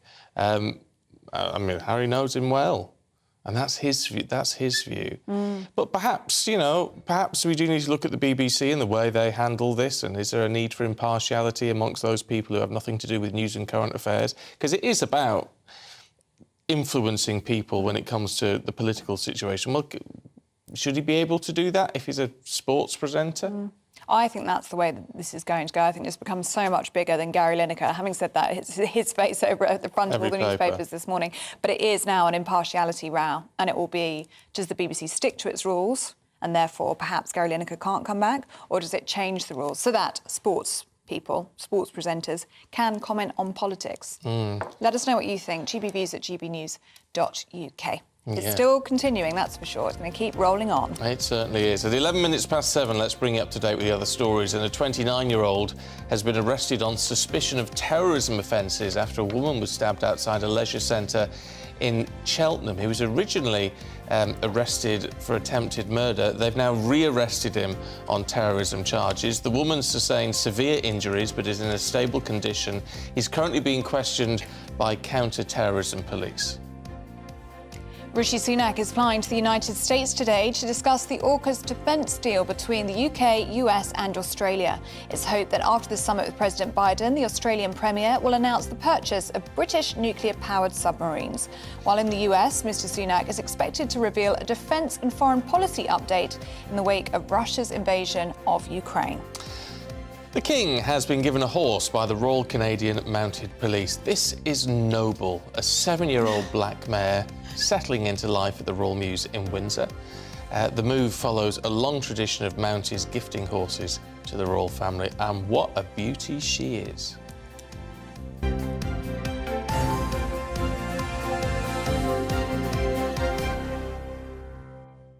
I mean, she is gorgeous. She or he? I'd say he for noble. No, it's mare. Oh. She's a mare. That's what gives it away. That's why you were reading it, not me. Noble. Yeah, great name. Beautiful horse. Does sound like a male name, though, doesn't it? It does, Noble, somehow. Yeah. But is that misogynistic? Yeah. I think only men can be noble. I know. Yeah. Oh, there we go. Thank you. Thanks, team. Beautiful. Absolutely gorgeous. She does look regal. I'd call her regal, I think. She does. Oh, regal. Actually, regal would be an excellent name. Would be. Oh, look. They're having a little cuddle there. King Charles and Very Noble. nice. He Lovely looks picture. happy. Lovely picture. It's nice to see on a Sunday, isn't it? We like photos that make us smile. Oh, we need a bit to smile about at the moment. There's not much to smile about, actually, in the coming week. Certainly not tomorrow, because union leaders have warned that junior doctors' strike could continue into next year unless ministers boost pay by a whopping 35%. Yes, health bosses say A&Es will have only about half their usual number of staff during the 72-hour walkouts that begin tomorrow, with thousands of operations called off. Well, last night the union rejected a late offer of talks from the Health Secretary, Steve Barclay. Well, joining us now is Conservative Councillor for Epping and Thaydon, Holly Whitbread. Good morning to you, Morning. Holly. Thanks for joining us. I mean, this is going to have an unprecedented impact on the NHS. I think we're talking about 70,000 junior doctors. I mean, the NHS need this like a hole in the head. It's going to affect loads of operations and A&E departments as well. Yeah, it's very disappointing and a real potential risk to patient safety as well. So it's really disappointing to see these strikes going ahead. What seems astounding in all of this, and it's been the same with the nurses' strike at the beginning and everything else, is there seems to be a total lack of engagement from the Health Secretary, who seems to have initially said, well, we are not negotiating on pay. That position's changed. He was meant to be meeting the junior doctors' representatives on Friday, didn't show up. It seems extraordinary. Why is the government not actively engaging on this? I think they are engaging, and we have seen the government enter into negotiations and conversations. And in fact, one of the reasons why Steve Barclay was so disappointed that there was no conversations is because where there have been negotiations, other public sector bodies have paused the strikes, and that would have been a really good thing to see. So it is disappointing. So I think the government are reaching out, but clearly a 35% pay rise is unsustainable with inflation as it currently is. Perhaps it's what we'll see with the nurses, though, where it's a case of aiming high and hoping to settle at a more... somewhere in the middle. Somewhere in the middle, exactly. But the mandate from the junior doctors was huge, wasn't it? The British Medical Association, 98% of those who voted to take industrial action. I mean, this is something that's been coming down the track for a long time, hasn't it? Yeah, and I think clearly, you know, there needs to be conversations because we need to look at NHS staffing, how we pay doctors and nurses, and, you know, we all appreciate the NHS. We look at what they did for us during the pandemic, and clearly there are real challenges with how we fund the NHS, also how the staff is structured from management downwards. So it is quite right that the government look at this, hold conversations with the unions and representatives, but as I say, 35% is clearly unsustainable at this time. They make an argument for that, though, saying, well, that takes into account how much money they've lost over, I don't know what it is, 10, 15 years or so. But as you say, a 35% pay rise is a heck of a big ask. But you need to look realistically at what junior doctors are on now after 7 years of college and huge debts as a result, and it's something like £14 an hour. I mean, that isn't right, is it? And to be fair to the junior doctors, they are outside of that kind of independent pay review process. So that's probably why it's so significantly higher, the ask. And actually, you know, we want good quality doctors. The NHS is under pressure to make sure we have good quality staff. So there is a question about how we pay our doctors and nurses. But, you know, I think you have to go in at a reasonable level. And this would cost, I think, £2 billion to the public purse. And we're making good progress now on tackling inflation. It's interesting, because just on that point, we've got, according to the latest figures, Rishi Sunak, well, the Chancellor, Jeremy Hunt, really, has got in his pocket an additional, because of the way inflation's come down and oil prices are coming down, the rest of it, he's got in his pocket somewhere between 30 and 100 billion pounds that he didn't expect to have. 2 billion of that? Yeah. Top up the junior doctors? I mean, but remember all the other pressures there are. So obviously we're seeing a big pressure towards defence with the situation in Ukraine, and there's a big ask, I think it's about 11 billion around that, and that's to kind of ensure the long-term sustainability of our army in the UK, as well as paying for Ukraine. So we've got so many different pressures. We've seen today conversations around the energy prices, which also cost money to kind of keep those that support in place as well. OK, look, Holly, really good to see you this morning. Thank you very much. It's interesting. It's split you. Here's two views, which sort of really show what we're getting in the inbox this morning. Sarah, morning Sarah, says, I wholeheartedly support the junior doctor strikes. I don't think people appreciate how difficult it is to get into medical school and graduate. They deserve far better pay and working conditions than they're currently subjected to.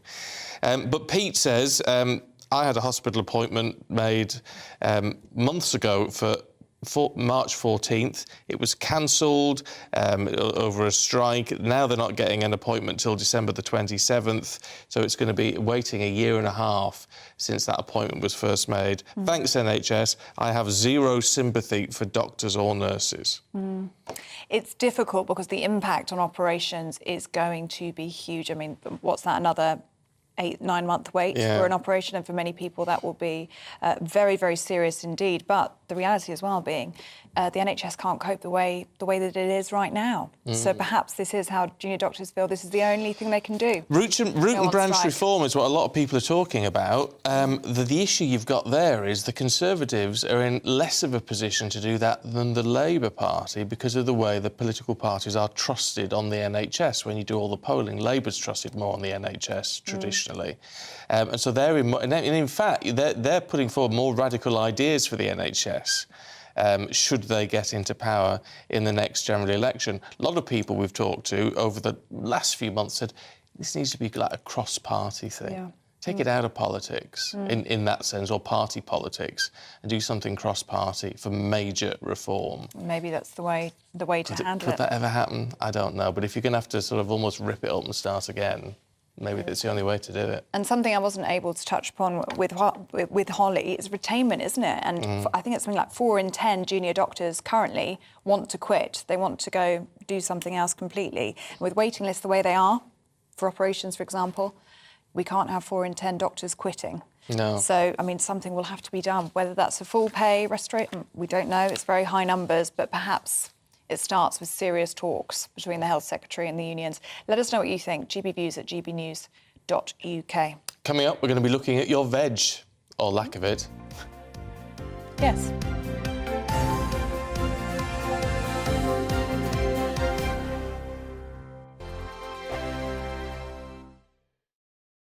First and foremost, I'm a GB News fan, and I was before I was working here. Just love the fact that we're asking the questions that a lot of establishment media won't ask. With a bit of a twist, we not only want to inform you, but we want to keep you entertained. It's worth the drive because you get in and the team's all ready and waiting, they're itching to go, and it's a proper little family. GB News is the People's Channel. It's the audience that makes the programme sing. We're giving our viewers and our listeners a voice. I see the thousands of your letters, tweets, emails, you name it, coming in. Britain is broken. How on earth did we get into this mess? But more importantly, how do we get out of it? The establishment had their chance. Now we're here to represent you. It's time for something different. It's time for GB News. I'm very patriotic. I believe in Britain. Our best days lie ahead. Britain's watching. Britain's watching. Join us here on GB News. The People's Channel. Britain's news channel.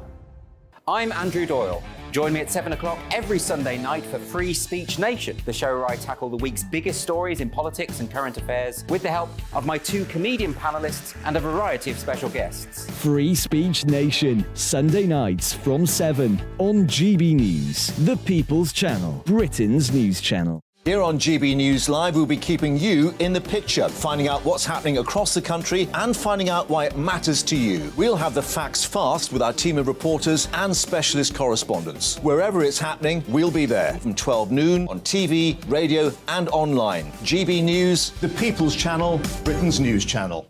I'm Michael Portillo. Join me on GB News on a Sunday morning for topical discussion, debate, arts and culture, and sometimes even ethical dilemmas. I don't always agree with you, Michael. Michael Portillo, Sundays on GB News, the People's Channel, Britain's news channel. Hello, I'm Michelle Dewberry, and you can join me every weekday 6 till 7 on Jubes and Kerr. You're an inspiration to us all. Click that bit up. Well, you are. That's my ringtone. My political ambitions those days are gone, I can tell you. She's only teasing. Go on. He's probably going to want to lay down now. I'll give him 2 minutes to have one. Let's respectfully disagree. That's what we like on Jubes and Kerr. Come and join us. GB News, the People's Channel. Michelle Dewberry, weekday evenings at 6 o'clock. I'm Simon Evans. Join me on GB News for Headliners at 11 p.m. What's the scoop? I'll be joined by 2 of the country's top comedians. That's right. As we take a look at tomorrow's newspapers tonight. We're going to get into trouble. If it's a big story, we'll be covering it. Spill some tea on him. There we go. But we'll also have some fun. I wouldn't stick up a bank. My father didn't love me. So anyway, Headliners every night from 11 on GB News, the People's Channel, Britain's news channel. Join me, Nana Akue, Saturday and Sunday afternoons on GB News. Expect fiery debate and passionate discussion as me and my panel tackle some of the biggest topics hitting the headlines. It's a place for everyone's opinion. No one gets cancelled, but no one gets an easy ride. Oh, she's on it today. Be ready for conversations that are fierce, frank, and of course, fun. Every Saturday and Sunday afternoon from 4 p.m. on GB News, the People's Channel.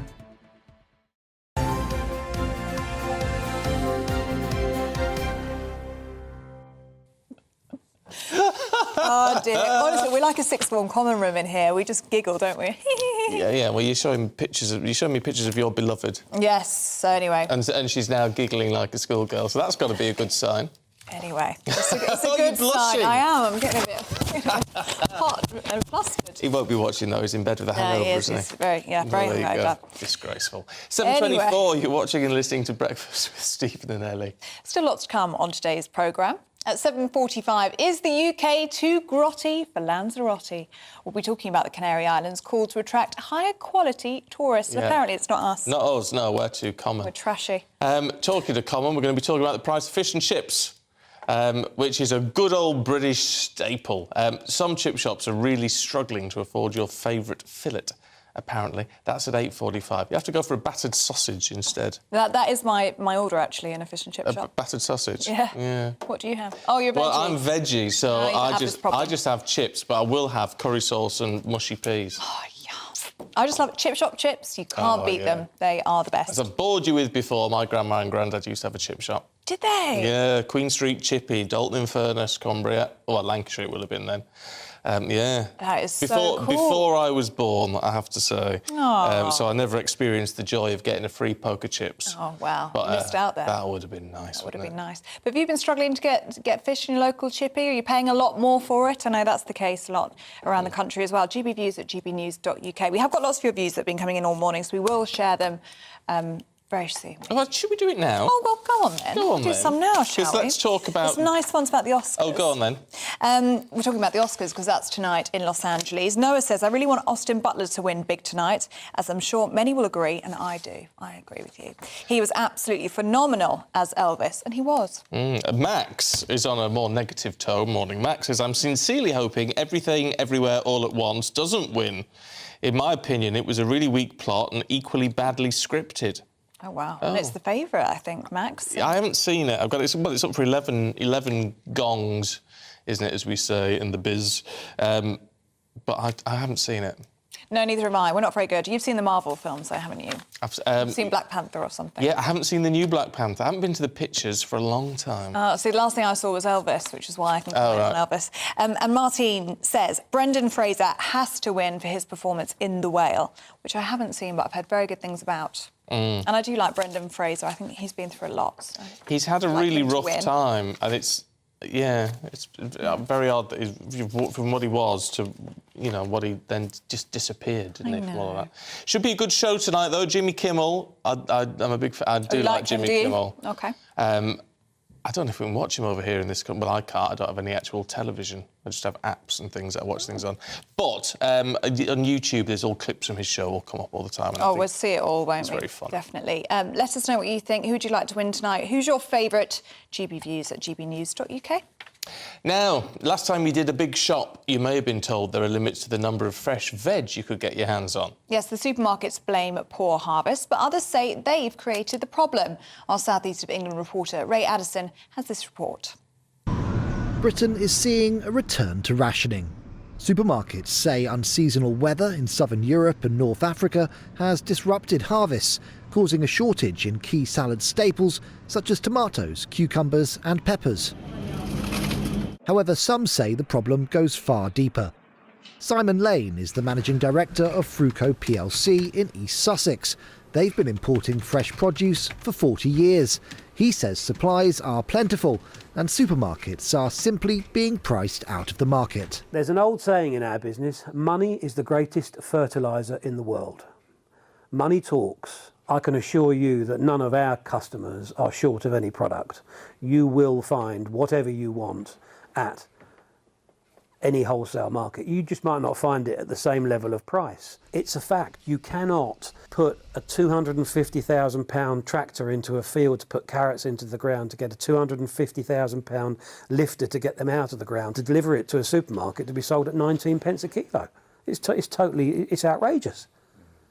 In Brighton, Andy Griffiths' family business has been distributing fruit and vegetables for 50 years. He believes they're still thriving because they pay their suppliers decent rates. The supermarkets do rationing to support their own systems. They don't want their shelves to run dry of product, so they tell people to buy less. When really, behind the scenes, there is a lot of produce that's to be had. It's just you've got to pay the right price for it. I mean, if you walk into a supermarket any day of the year, in the produce aisle, you will see things on the shelf that are being sold at less than what it costs to produce them. This isn't sustainable. It's not going to work. However, there are other problems impacting supply. Gary Griffiths, no relation, is the owner of Nutbourne Nursery in West Sussex. He says some British farmers are choosing to plant their greenhouse crops later, or not at all, due to high energy costs and a lack of government support. I'm hearing a range of 2 months later, with some growers, some 3 months. And it really depends on what the supermarkets are prepared to pay for their product. If the supermarkets are not prepared to pay them a realistic, sustainable return, then they know they can make no money and they won't do it at all.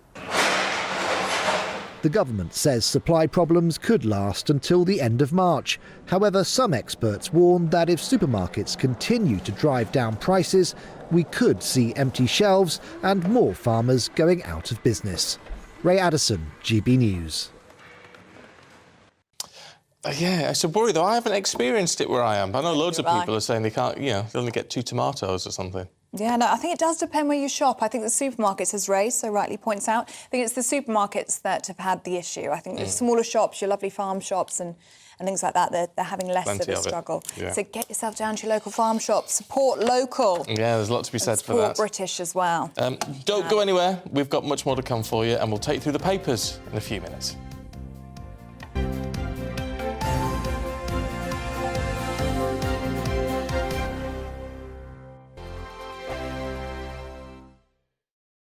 Monday to Thursday nights on GB News. At 6, it's Dubes & Co. 7 o'clock, Farage. At 8, join Jacob Rees-Mogg. And at 9, Dan Wootton Tonight, followed by Headliners. On TV, radio and online. This is GB News.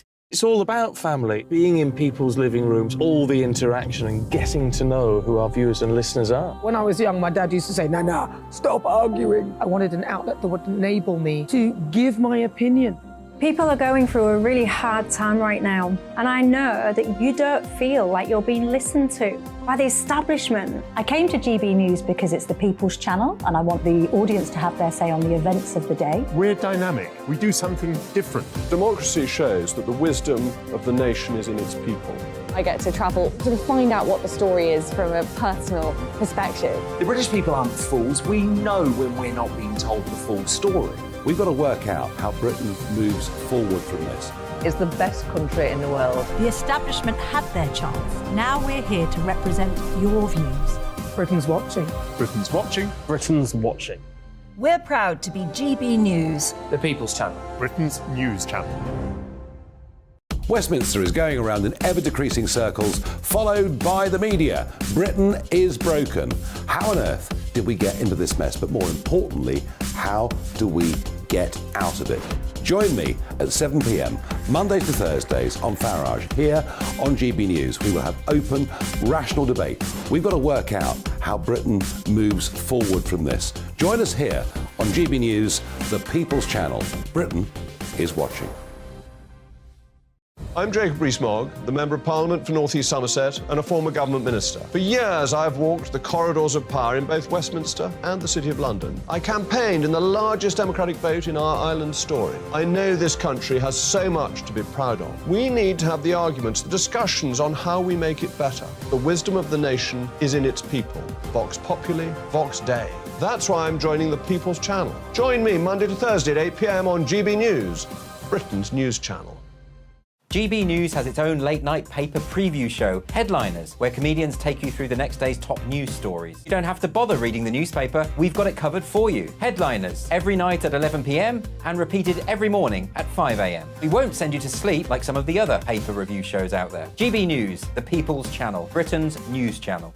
Join me, Camilla Tominey, on Sunday mornings from 9:30, taking the politicians to task and breaking out of SW1 to see how their decisions are affecting you across the UK. Bursting the Westminster bubble every Sunday morning, only on GB News, the People's Channel. Britain's watching.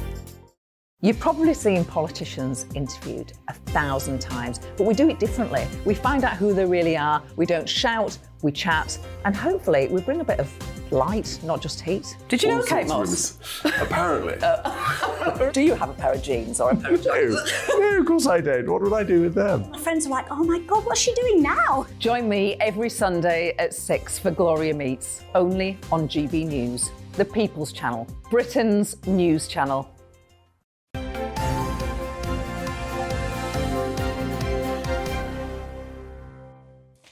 Welcome back. You are watching and listening to Breakfast with Stephen and Ellie. Did you get that subtle hint? Did you get that? Let's take you through the papers this morning. Let's start with the Eye. And like almost all of the Sunday papers, leads with Gary Lineker. BBC stars walk out in solidarity after Lineker suspended, it says, which was the sort of story yesterday. Was that not yesterday's front Might page? be, actually, yes. It might be yesterday. Yeah. The Independent says the BBC is in crisis as sports shows axed. The Mirror, Sunday Mirror has Lineker's message to the Beeb: "I'll never be silenced." And The Sun, again on the same story, reports that the BBC Director General is refusing to resign. And the Daily Star Sunday, Gary the Goat goes to prison, it says. No idea what that's about. No, neither do I. That's not their main story. Give it here. Who's written these? No, I mean, what they're saying is off, off, off. The BBC is a laughingstock after its footy coverage was savaged by the Gary Lineker furore. So there you go. Gary the Goat goes to prison is on page 7. And that actually is about a goat. It is actually about a goat. Gary Lineker. So just to clear out the confusion there, I did think that's escalated very quickly in the last few minutes or so. I think we'll get those looked at for you before we do them again. Very glad we cleared that one up. In the meantime, let's talk to journalist and author Ella Whelan and political commentator Benedict Spence. Good morning to you. We haven't got a list. We've no idea what you're talking about. Oh, share mine. Have you got one?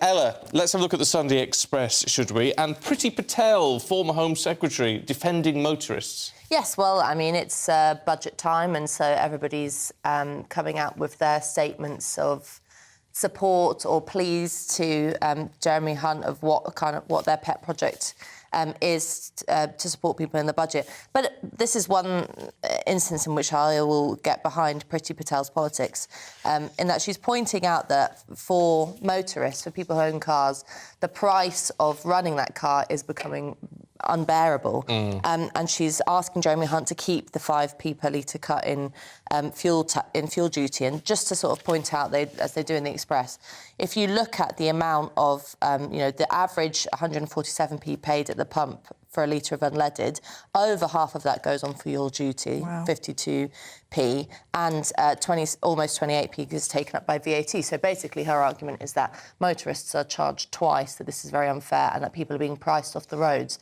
So, asking Jeremy Hunt to keep that 5p cut in the budget. But importantly, nothing on all the other areas in which cars are being penalised. So there's nothing coming out of the government on plans to even sort of have a discussion about low traffic neighbourhoods, about the ULEZ. I know that's the sort of realm of Sadiq Khan or city mayors, but just the price at the pump isn't the only thing that's stopping people from driving. It's everything else. Yeah, it's a huge issue. If I fill mine up and it's less than £100 now, you always feel delighted, which is ridiculous. And the important thing to note is that I'd like to make a case that everybody should be able to drive, and that historically, it's a great freedom. It meant that you could go out and see the world and travel and not have to stay in the little town that you were born in or, wherever. And I know we have trains and things like that these days.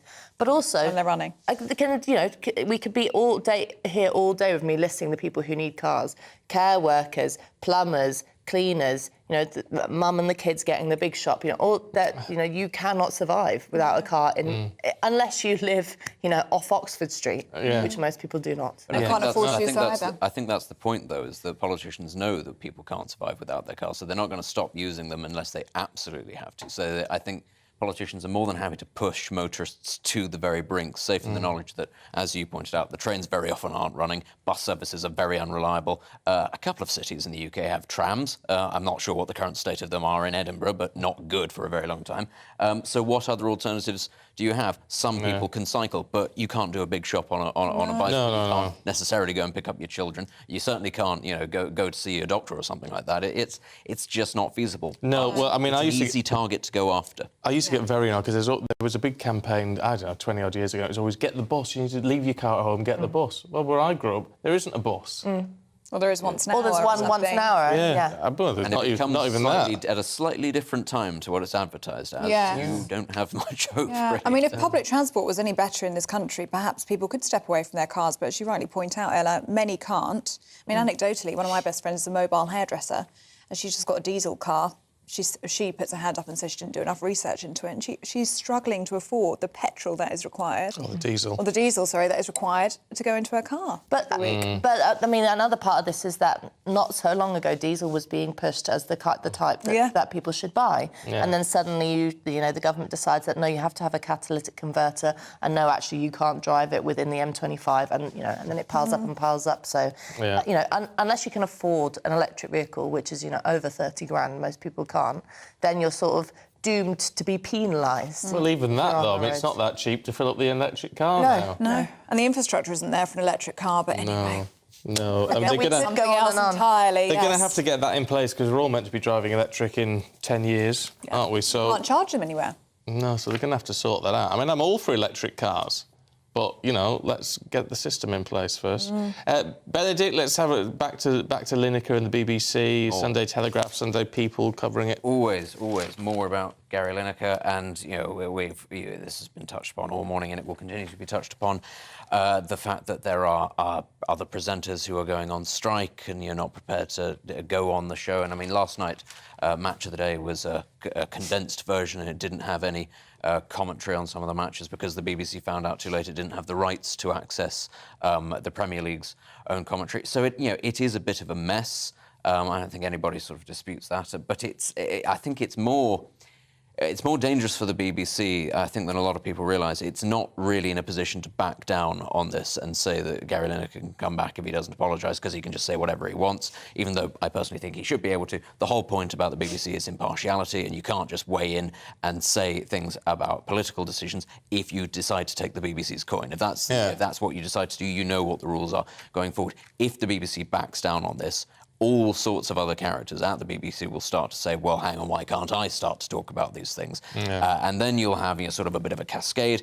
And we all know that the government would love that. The government would absolutely love to pick a fight with the BBC because many members of it, many Tory backbenchers also believe it to be intrinsically biased. They think that the licence fee is unfair. They want to change the system. They want to rip it up, start again. So this would be a fantastic distraction from everything else that's going on if you're the average Tory MP. So it is a bit of an own goal. Actually, what Gary Lineker has done, he's distracted a lot of people from the policy that he was getting very irate about, because now all we're talking about is him and free speech. So everybody's forgotten about what this was actually about to begin with. And now the corporation, which many Conservatives have very little love for, is very firmly in the crosshairs of both sides, because you've got people saying that it's a Tory mouthpiece because the chairman used to be a Tory councillor, and of course there were the links to Boris Johnson and fundraising earlier on in the year. And you have people on the right who say that it's intrinsically biased against Conservatives. It can't win in this situation. No, you can't. It has to, frankly, keep a firm line on Gary Lineker and say, look, you knew the rules signing up. If you want to tweet, if your opinions about politics are that important, by all means, you don't have to work here. There are other broadcasters that would very happily take you, and we will make a real saving in terms of your salary. But there's the door if you want to go. If you want to keep on being the face of football in this country, you have to keep stum about this. Yeah, I don't know why they can't just be that straightforward about it. Then he can make a clear choice, can't he? Anyway. Ella, what's the Sunday Times got for us? Pay-as-you-go parking meters. Yeah, I've got a bit of a theme developing. This really boils my blood because... Oh, here we go. Me too, Ella. I've noticed it around the streets where I live in Hackney, that lots of parking meters have new signs over them that say you can't pay by cash, you can't pay by card, it all has to be done by app. Right. And this is happening across the country because these, the box meters that you use to pay for are all run off 3G networks, and mobile phone companies are shutting down their 3G networks because that's old hat. Instead of renovating them, updating them to be able to use 4G, and therefore you can still pay by cash, these are all now turning into app-only boxes. What's wrong with that? Well, you have to have a phone, you have to have mobile on your phone. You have to have storage on your phone. You have to have all these things. There's not one app. It's not just like you use one company. There's about 15 different ones in different areas. So on my phone, I've got about 6 apps that I'm always having to log in. If you are with the, I don't want to patronise older people, but say you are, over 70 and you're not really au fait with the latest Apple iPhone or whatever, it's probably going to be a struggle for you. And it's also, I think, a sign of a sort of a move towards a cashless society. Oh, dear. Which is, yeah, here I go, Oh, which dear. is, it's limiting, and it's sort of, it means that you just have to be online to do anything. The reason I'm so angry about this is here we go. because I went into a coffee shop the other day, asked for a coffee. I mean, I know it's in Hackney, so I was asking for it. But I went in and said, can I have a coffee? And he said, where's your cup? And I said, oh, I want takeaway. And he said, no, you have to download this app, and then we give you the cup, and then we track the phone. And it was some eco thing.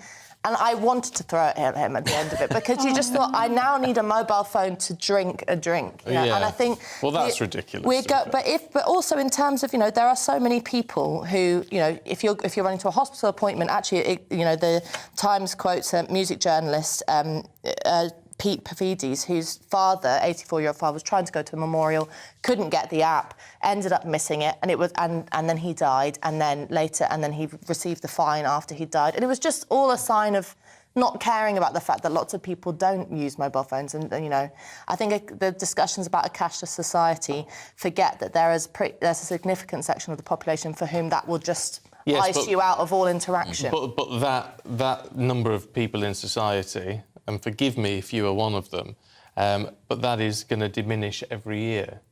We're in a society now where just about everyone, up to 70, probably over 70 actually, have a mobile phone, are very familiar with the internet, can do all of these sort of things.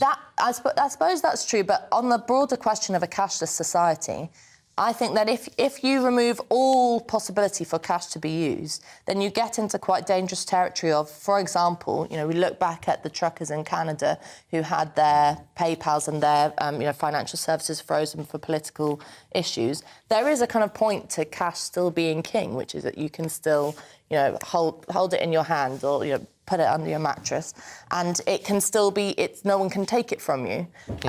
Whereas I think if we move towards things being completely online, then there are political dangers in that as well. Right. Benedict, what do you make of this? I mean, that point actually it slides quite nicely into the next story that I was going to talk about, which is the collapse of Silicon Valley Bank. And, of course, Silicon Valley Bank is the latest of these sort of tech entities.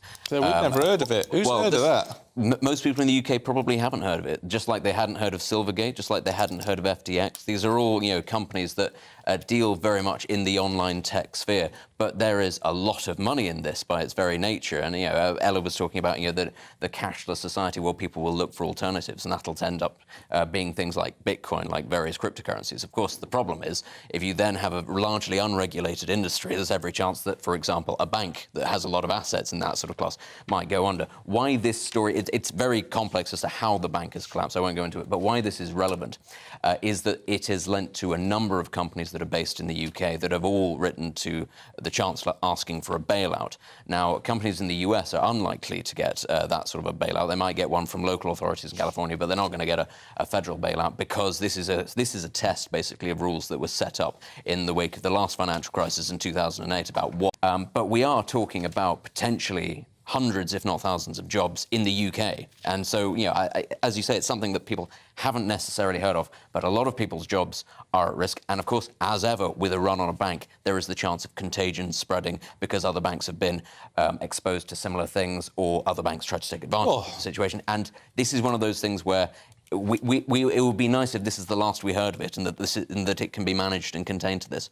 There is no way in heaven and earth that the government is going to bail out a bank. This is the difficulty, is that there are that many companies, actually, that Silicon Valley Bank did lend to in the UK, that you do have, I think it's not quite 100, but it's a significant number of companies that have said, we are going to go under if you don't bail us out. Now, if Jeremy Hunt has, put the tech sector sort of front and centre of his vision for the future of Britain's economy, it's not a great start if a bank somewhere in California goes under and suddenly you have lots of businesses in the UK going, well, that's it for us, basically, unless you do something.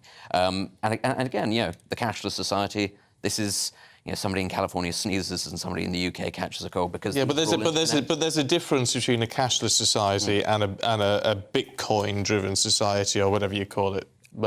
I mean, the point is about, these alternative currencies is people will try to find alternatives if they feel that the state has too much control or banks have too much control of their access to money. That's where this came from. Bitcoin was a response to the 2008 financial crisis where, people decided actually the system, central banks, can't be trusted. There needs to be a decentralized way of, maintaining your own value of your own wealth. And so Bitcoin's hardly proved to be reliable, has it? Well, Bitcoin itself is fine, but the banks less so, because there's a lack of regulation. Oh, it's very confusing. Benedict, Ella, thank you very much indeed. We'll see you a little bit later on. I don't understand cryptocurrencies at all. All goes over my head as well. Yeah. Don't worry. There you go. Now, for many years, Britain has apparently earned a bad reputation when it comes to holidaying abroad in the Mediterranean. Yes, from rowdy behaviour, not speaking the lingo, and, of course, sun lounger reservation wars, Lanzarote, of all places, has had enough. Yes, the head of the island's local government wants to move away from mass tourism and seek, they say, higher quality visitors from Germany. Yeah, well, that's all a bit of a concern, isn't it? Let's talk to travel journalist Kathy Adams, who joins us now. What is going on, Kathy? Hello.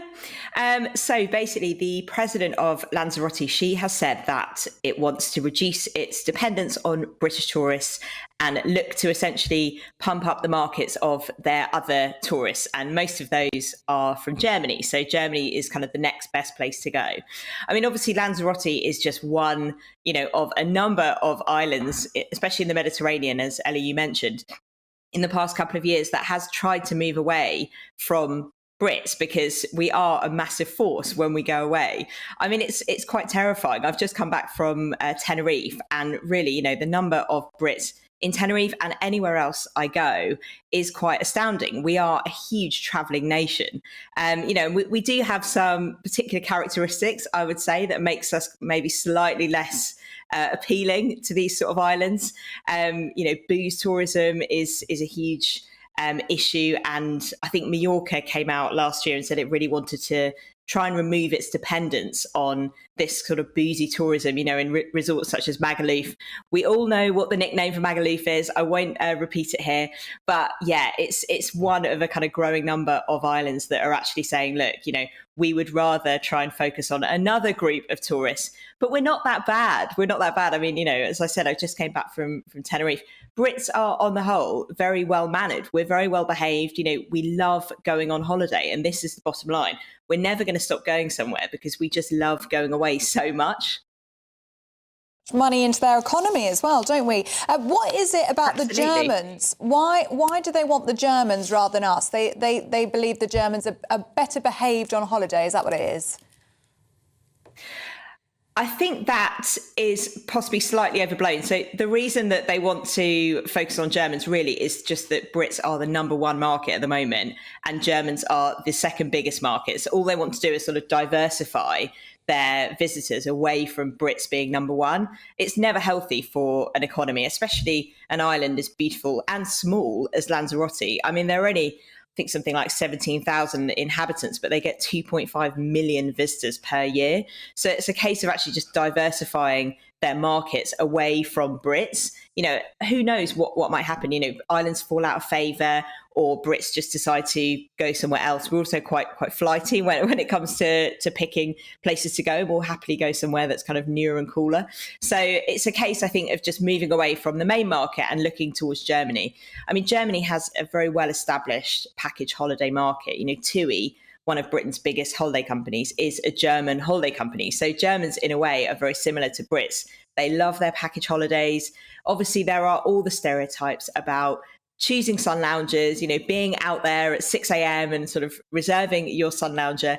And from what I could see in Tenerife, hotels are getting very, very smart to that. They are, really going full pelt with putting up signs saying, do not reserve your sun lounger. If your towel is seen here from 6 a.m. and you don't come back for hours, trust me, it will be taken away. So it's quite nice, I think, that hotels are sort of recognizing these stereotypical and quite amusing behaviors and are trying to kind of crack down on them. This morning, thanks very much indeed. I say boycott Lanzarote. Yes. As I say, if they don't want us, don't go. They'll soon be begging us back. They'll want the money.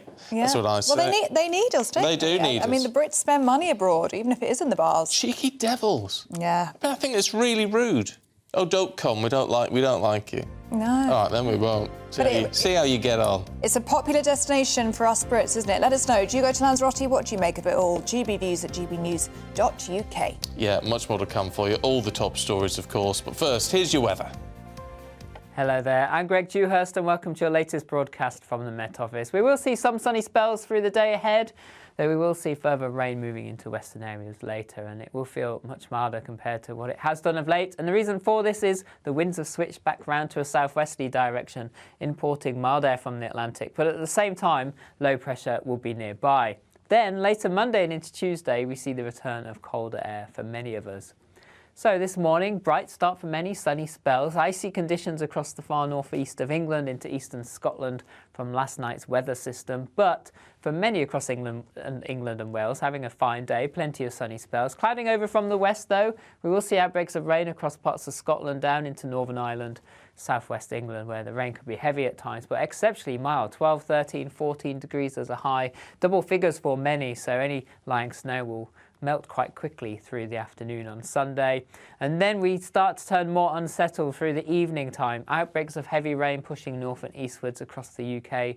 This will be accompanied by some strong winds, gales developing around western coasts of Wales and southwest England. Heavy showers following overnight, exceptionally mild across England and Wales, 10 or 11 degrees as minimums. Still the cold air nearby across parts of northern Scotland, 2 or 3 degrees here. So risk of some ice first thing Monday morning across the northern parts of Scotland. Outbreaks of rain further south into northern England, Northern Ireland and into North Wales. Best of any brighter spells into the afternoon across southeast England for a time, but even here there'll be some heavy showers that move through. Then into the afternoon, the cold air filters a little further south, 7, 8 degrees across southern parts of Scotland, still mild England and Wales, 12 or 13 degrees. That cold air wins out Tuesday and into Wednesday. We'll see an increasing risk of snow showers, particularly in the north, and temperatures back down to below average for the time of year, but just signs by Thursday of them increasing slightly. Join me, Camilla Tominey, on Sunday mornings from 9:30, taking the politicians to task and breaking out of SW1 to see how their decisions are affecting you across the UK. Bursting the Westminster bubble every Sunday morning, only on GB News, the People's Channel. Britain's watching.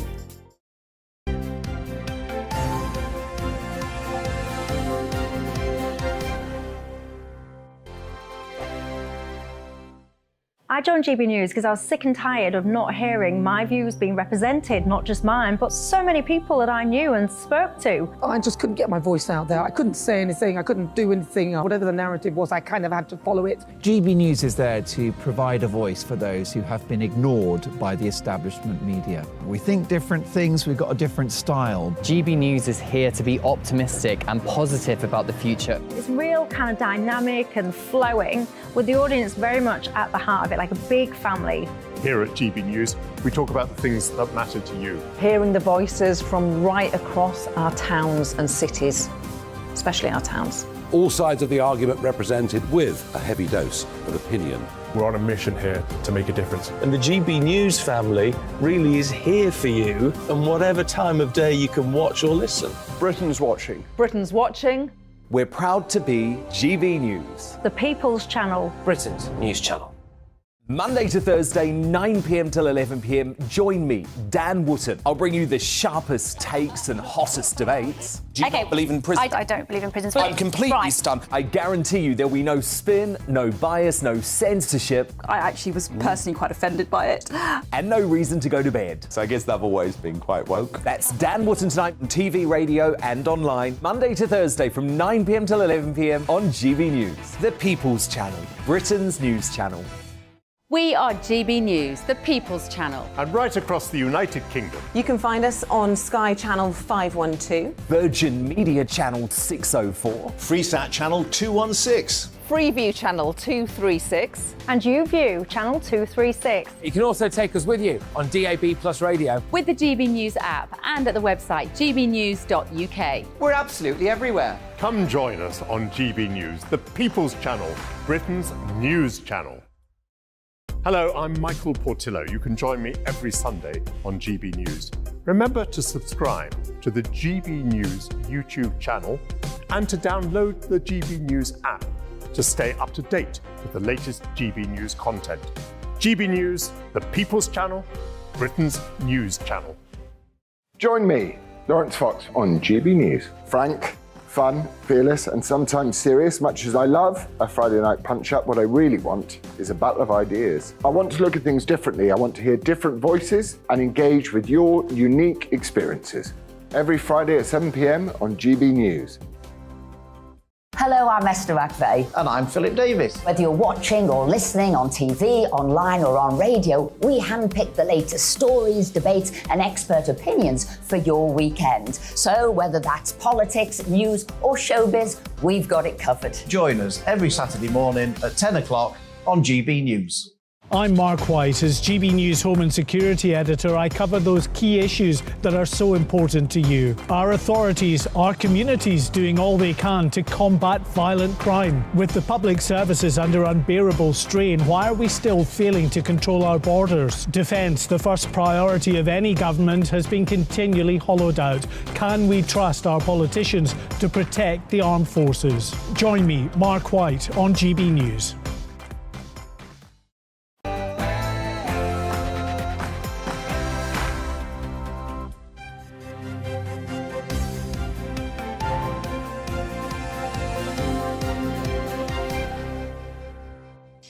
BBC bosses apologise after a day of disruption for sports programming.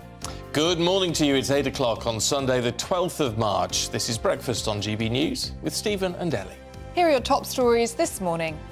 The BBC's Director General has apologised following a day of disruption across its programming after the Match of the Day presenter Gary Lineker was sidelined over tweets criticising the government, sparking widespread walkouts from his fellow BBC pundits. Health bosses say A&E departments will have only half of their usual staff during walkouts this coming week. The Health Secretary urging junior doctors to consider their consciences as they prepare for the start of a 3-day strike tomorrow. And will Fishy Fridays ever be the same again? Pollock has officially overtaken cod sales for the first time ever. Apparently cod's got very expensive. Don't eat fish. That's not a problem you have to face, is No, it? it's not. Fish. No. But let us know, are you struggling to get hold of cod in your local chippy? Have you seen the price go up? Let us know. GBViews at gbnews.uk.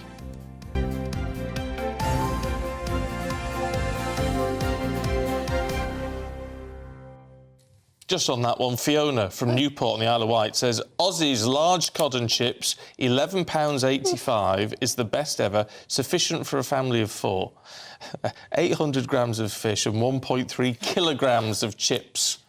Well, I like the sound of the 1.3 kilogram of chips. Loads and loads. Salt and vinegar, masses of salt and vinegar. Oh, yum. On the scraps, you want the scraps? Scraps? Yeah, you know the little hard bits at the bottom of the bag. Whatever, the chips. Yeah. Oh, is that a thing? Yeah. Okay, there you go. Oh, yeah, I like those as well, the little ones that are a bit brown at the bottom of the bag. You always ask for extra scraps. Oh, right. I've never heard of it before. Yeah. There you go, learn something new every day. And Lynn says it used to be a cheap meal. Sorry, I'm going to continue. No, go on. But it has been overpriced for a long time. My local chip shop charges almost £10 for just fish. Wow. And a small pot of mushy peas, which gets smaller by the month. This has been the situation long before the cost of living crisis. Yeah, but there's Costco. They're not just making masses of profits, are they? This is the thing. They only put price up. I don't think they are. The price of fish, even in supermarkets, is extortionate now. So I think that's what it is. But keep those views coming in. gbviews@gbnews.uk. Now, a Match of the Day staff walkout led to the programme going ahead last night with no commentary and no pundits. Yes, presenters and commentators walked out in support of Gary Lineker, who was suspended from the show after he criticised the government's controversial asylum policy on social media. Let's talk to our national reporter, Paul Hawkins, who's outside Broadcasting House in central London for a spot. I mean, it was a disaster last night, Paul, wasn't it? And it shows, at the minute, no signs of getting sorted ready for next week. No, absolutely. And do you know what? This is getting to be, to use a football term that Alex Ferguson used to use, it's getting into squeaky bum time. You've got Match of the Day 2 tonight. Is that going to air? Mark Chapman, who presents that programme, normally presents the sports coverage on BBC Radio on a Saturday afternoon. He was absent from the airwaves yesterday. We don't know whether he'll be appearing tonight, in which case you'll get the same as you got last night, which is football highlights with no Match of the Day theme. You'll get no music, no commentary, no pundits, etc. And then you've got the quarter-final in the FA Cup that's supposed to be live on the BBC next Saturday. So you've got to sort out this disagreement with Gary Lineker and also work out some sort of consistency in the way you apply rules around impartiality. So, yeah, big questions for the BBC. OK, Paul, thanks very much indeed. Loads of views coming through on this. Julia, hi, Julia, says the media are getting this one wrong in terms of support for Gary Lineker. No support for Gary or any pundits on Facebook, mainly good riddance, and maybe the BBC can then spend the public's licence fee more wisely. Foz has been in touch. Good morning to you, Foz. Really interesting point from you. The Gary Lineker situation is a very interesting moral maze, touching on free speech, the idea of being cancelled, and BBC impartiality, etc. And I completely agree with you, Foz, in the sense that this has blown up out of all proportion. This isn't about Gary Lineker anymore. This is about those sorts of questions about impartiality, free speech. Yeah. Everyone's got an opinion on it, haven't they? Jack has got an interesting perspective. And actually, do you know what? I love it when you get in touch because you bring forward ideas, things that you just wouldn't think of. Yeah. And I love this from Jack. If I was in Lineker's place, I'd tell my mates to go back to work because it's my problem, not theirs, and I fight my own corner. But he won't because he's a coward. Well, whether that's true or not, Jack, I don't know. But I do think that's a really valid point. You know, you go to work. I'm dealing with this. Nothing to do with you, Righty. Well, especially if they're losing pay. I mean, perhaps not the types like Ian Wright and Alan Shearer that can afford a day off, but there's lower paid members of BBC Sport that will lose a day's work. Well, they'll all be on plenty of money, though. I don't know, the producers and things who are not on Footballing Friday, whatever it was called yesterday. Match of the Day. No, the other one. Oh, Football Focus. That's it, Football Focus. If you're a producer on one of those shows, you wouldn't be on that much, would you? Well, and no. They lost a day's work No, yesterday? well, because it's not their fault. They'd still be getting... And they're probably on staff contracts anyway. So the BBC will still have to pay them. And all the production crew, they'll have to pay them. I don't know. Surely. Well, let us know what you think. gbviews@gbnews.uk.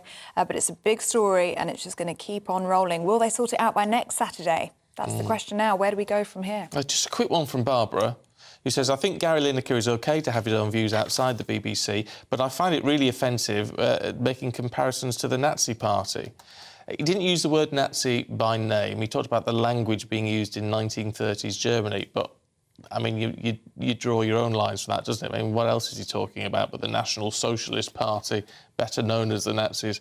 In my view, trying to compare anything that happens in this country to a regime that deliberately exterminated more than 6 million Jews, homosexuals and others is hugely irresponsible. Yes, and a lot of disabled people as well, whether they were killed or, you know, experiments were carried out on. I mean, I think that's a fair point.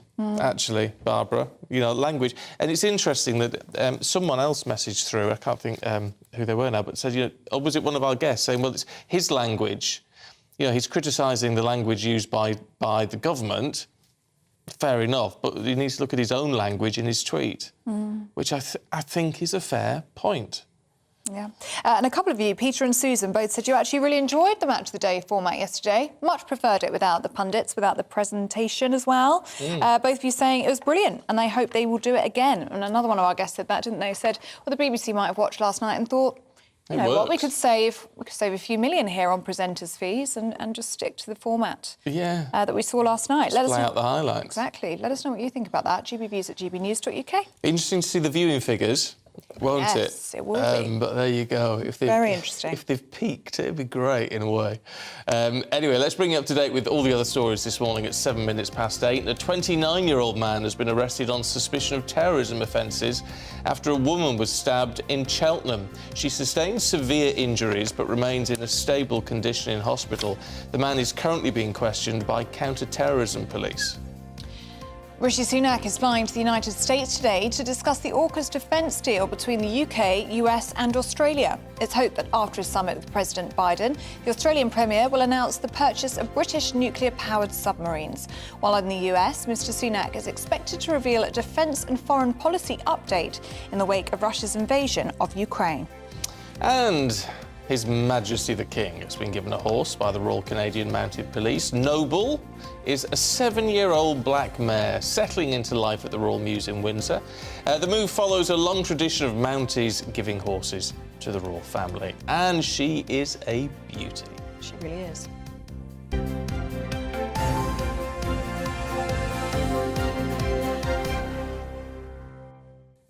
Something about a horse. I like riding a horse. Do you? I don't do it very... I mean, I did it as a kid, and we went about a couple of years ago. We went and rode again, and I'm not overly happy on a horse. I'm not like I'm a good rider, but it was lovely just to go through a walk through the hills and what do you call it? What do you call it when you go out on a horse just for a walk? A hack. Oh, all right. Yeah. That's it, and it was just really nice. Aww. Thighs were killing by the end of it. Oh, were they? But they're such incredible creatures. Oh, they really are. They're regal. They Yeah. really are. That's something I'd always wish I'd done, you know. Horse riding. Horse riding when I was a little girl. I would have really liked to have done that. It's never too late. Well, it's never too late, I was about to say. And I do live near a stables now, so Do maybe you? I should see if I can... Get a pair of jobbers and off you go. And, yeah, I would quite like it. I think it would be very relaxing. Yeah, I think this is a lovely thing Yeah, to they're do. beautiful creatures, aren't they? Lovely. A lovely birthday present. Well, A birthday if present. anyone's tempted. Yeah, I think it would be quite nice for me. It's like buying a car, though. You've got to fuel it and have a garage for it. Yes, and sort they of cost thing. money, these things. They cost a lot of money. Yeah. Maybe I should get good at horse riding first before we Uh, start thinking about big purchases like that. Yes, it is an expensive way forward. Anyway, let's talk politics, should we, this morning? Yeah. Union leaders have warned that junior doctor strikes could continue into the next year unless ministers boost their pay by a whopping 35%. Yes, health bosses say A&Es will only have around half the usual number of staff during the 72-hour walkouts that begin tomorrow, with thousands of operations being called off. Now, last night, the union rejected a late offer, and it was a very late offer of talks by the Health Secretary, Steve Barclay. Let's see what former Labour advisor and Associate Editor of Labour Uncut, Kevin Marr, makes of it all. Morning to you, Kevin. I mean, this is Good morning. it's an ever-growing problem. The unions are asking for too much money. Let's be perfectly clear about that, 35%. But the Health Secretary doesn't really seem to be playing ball. He could have avoided a lot more of this if he just talked earlier, couldn't he? It's a bit of a mess. I mean, you've got a situation here. We've got 61,000 junior doctors, 98% of them balloted for strike action, which tells you, this is pretty serious. Now, they're saying that they think that Steve Barclay welched on talks back on Friday. And, of course, they're due to strike from tomorrow through to Wednesday, a 72-hour stoppage, which is likely to see up to 500,000 hospital appointments cancelled. So this is really, really serious. And I think when you have this kind of brinkmanship so close to a strike, it never augurs well. Now, I mean, we'll see what happens through tomorrow and whether there's any more movement. Steve Barclay, as you said at the top of the programme, is saying to junior doctors to examine their consciences, which I suspect they will say back to him, well, we're examining our pay packets as well, and we've suffered a pay cut of a quarter since 2008. So some of this gripe, some of this issue, some of this demand goes way back. The BMA saying that junior doctors have been on a kind of hiding to nothing for quite some time, and of course with inflation where it is and the cost of living as it is, it's hitting them very hard. And they're saying that some of their members are on as little as £14 an hour. So they're in the trenches on this one. So whether Steve Barclay is going to move or not. I think we'll find out in the next 24 hours. The 25% pay cut since 2008, I mean, they have mooted that. Can I just raise and get your personal opinion on that? Because I was talking to a consultant only a couple of weeks ago who said he's infuriated by that claim, because he said in 2008, 99% of junior doctors will still have been in school. So that doesn't apply to them. It might be what's happened to the profession over that period of time, but it's not that these people who are junior doctors have had a 25% pay cut. They just haven't.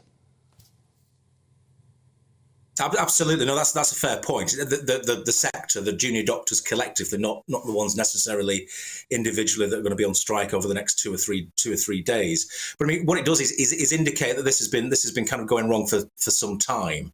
And you know, there's a very, very small window to try and avert what's going to be a catastrophic stoppage for the NHS. You know, 500,000 appointments cancelled. I mean, that's you know, the implications for patient safety are pretty profound, and that won't be lost, to be fair, either in government or by the junior doctors. And I suspect if Steve Barclay comes forward with some sort of sincere and meaningful proposal that you know, they may curtail this strike early, but as it stands right now, they're pretty, you know, the language is pretty belligerent. I mean, the BMA, the doctors' trade union, effectively their professional body, which is not known for calling for strike action, is saying, for example, to the consultants that will be covering for junior doctors to basically put in a whacking claim for covering during this stoppage. So you know, it's a pretty bellicose situation. Now, Steve Barclay's saying, look, I've managed to get the paramedics and the nurses back to the negotiating table to call off strike action, and I'm trying to get the junior doctors to do that too.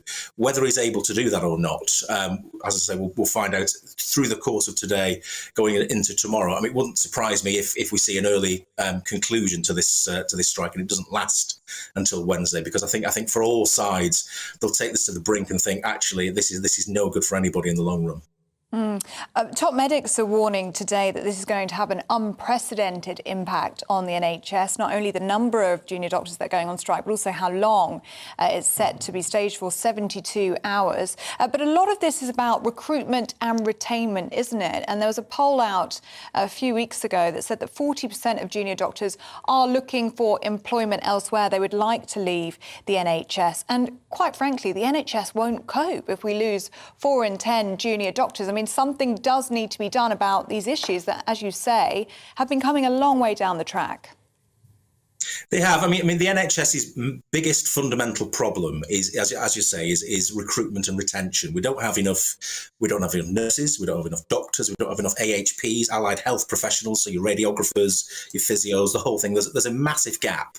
We went into COVID with a gap of about 120,000 people in the NHS, and it's still pretty much like that. And this is a problem that's gone on for decades, where what we've done very often is, rather than invest in recruiting people in Britain to work in the NHS, we've often, frankly, robbed developing countries of their healthcare workers and brought them into Britain and brought them into the NHS. And even doing that, we've still got this massive gap. So in a sense, one of the easiest problems and the most difficult problems are the same thing. If you can fit out the NHS in terms of its capacity properly over a sustained period, then a lot of the problems that we see with the NHS would melt away. And it's not a case of saying, well, we're actually saving money by not having these positions in place. What we tend to have is lots of people in the NHS working extra shifts and all the rest of it, often for inflated amounts of money. Whereas if we recruited properly on a sustained basis, we would fix all of these problems. I mean, the amount of energy that goes into recruitment and managing a very difficult situation with staff absences. I mean, NHS managers behind the scenes spend literally every day robbing Peter to pay Paul, and it's as I say, it's gone on for absolutely years. And the only way of really fixing this is to be able to produce a pipeline of jobs, a pipeline of workers coming through from universities and from colleges into the NHS from our own people. I mean, that's the sensible thing to do, which is what other healthcare systems around the world manage to do. And we never seem to manage to do that. A sensible solution, Kevin. You know, that'll never get anywhere in politics, will it? Never get anywhere, that will it? No. Kevin, really good to talk to you this morning. Thanks very much indeed. All the best. Yeah, homegrown doctors and nurses. I mean, look, it's very sensible, isn't it? Yeah. There you go. If you've got a view, GB Views, GBNews. Let us know. One on Lanzarote here from Bees Make Honey on Twitter. Oh, they do. I love the Twitter names. Good morning, you two. If Lanzarote doesn't want British tourists, then let's see how quickly they change their minds when we go elsewhere. With you on that, Bees. That's quite right. Bees Make Honey, thank you very much. And Dave lives in, help me out with this one, Ballycas, Madrid? Ballycas? Oh, I can't Is that how I'd say it? I can't see it. This one down here. Oh, Ballycas. I did quite a good job there. He says, as for English not speaking the lingo, in my local supermarket, they normally embarrassingly greet me in low-level English. I would prefer to use Spanish. Yeah, I totally agree on that one. That does happen a lot, doesn't it? It does. She tries to speak in Spanish and they just reply in English. Yeah. It's very frustrating. So, and then they complain about us not speaking the language. Well, we're trying. lingo. Many of us are trying. Let us know what you think about any of the stories that we're talking about today. gbviews@gbnews.uk. We're back in a couple of minutes. Adios.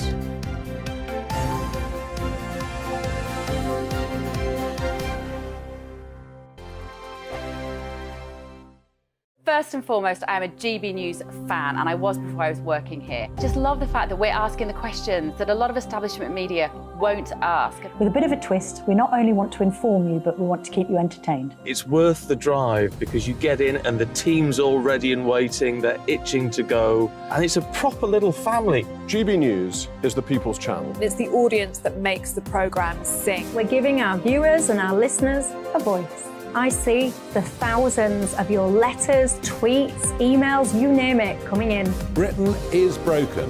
How on earth did we get into this mess? But more importantly, how do we get out of it? The establishment had their chance. Now we're here to represent you. It's time for something different. It's time for GB News. I'm very patriotic. I believe in Britain. Our best days lie ahead. Britain's watching. Britain's watching. Join us here on GB News. The People's Channel. Britain's news channel.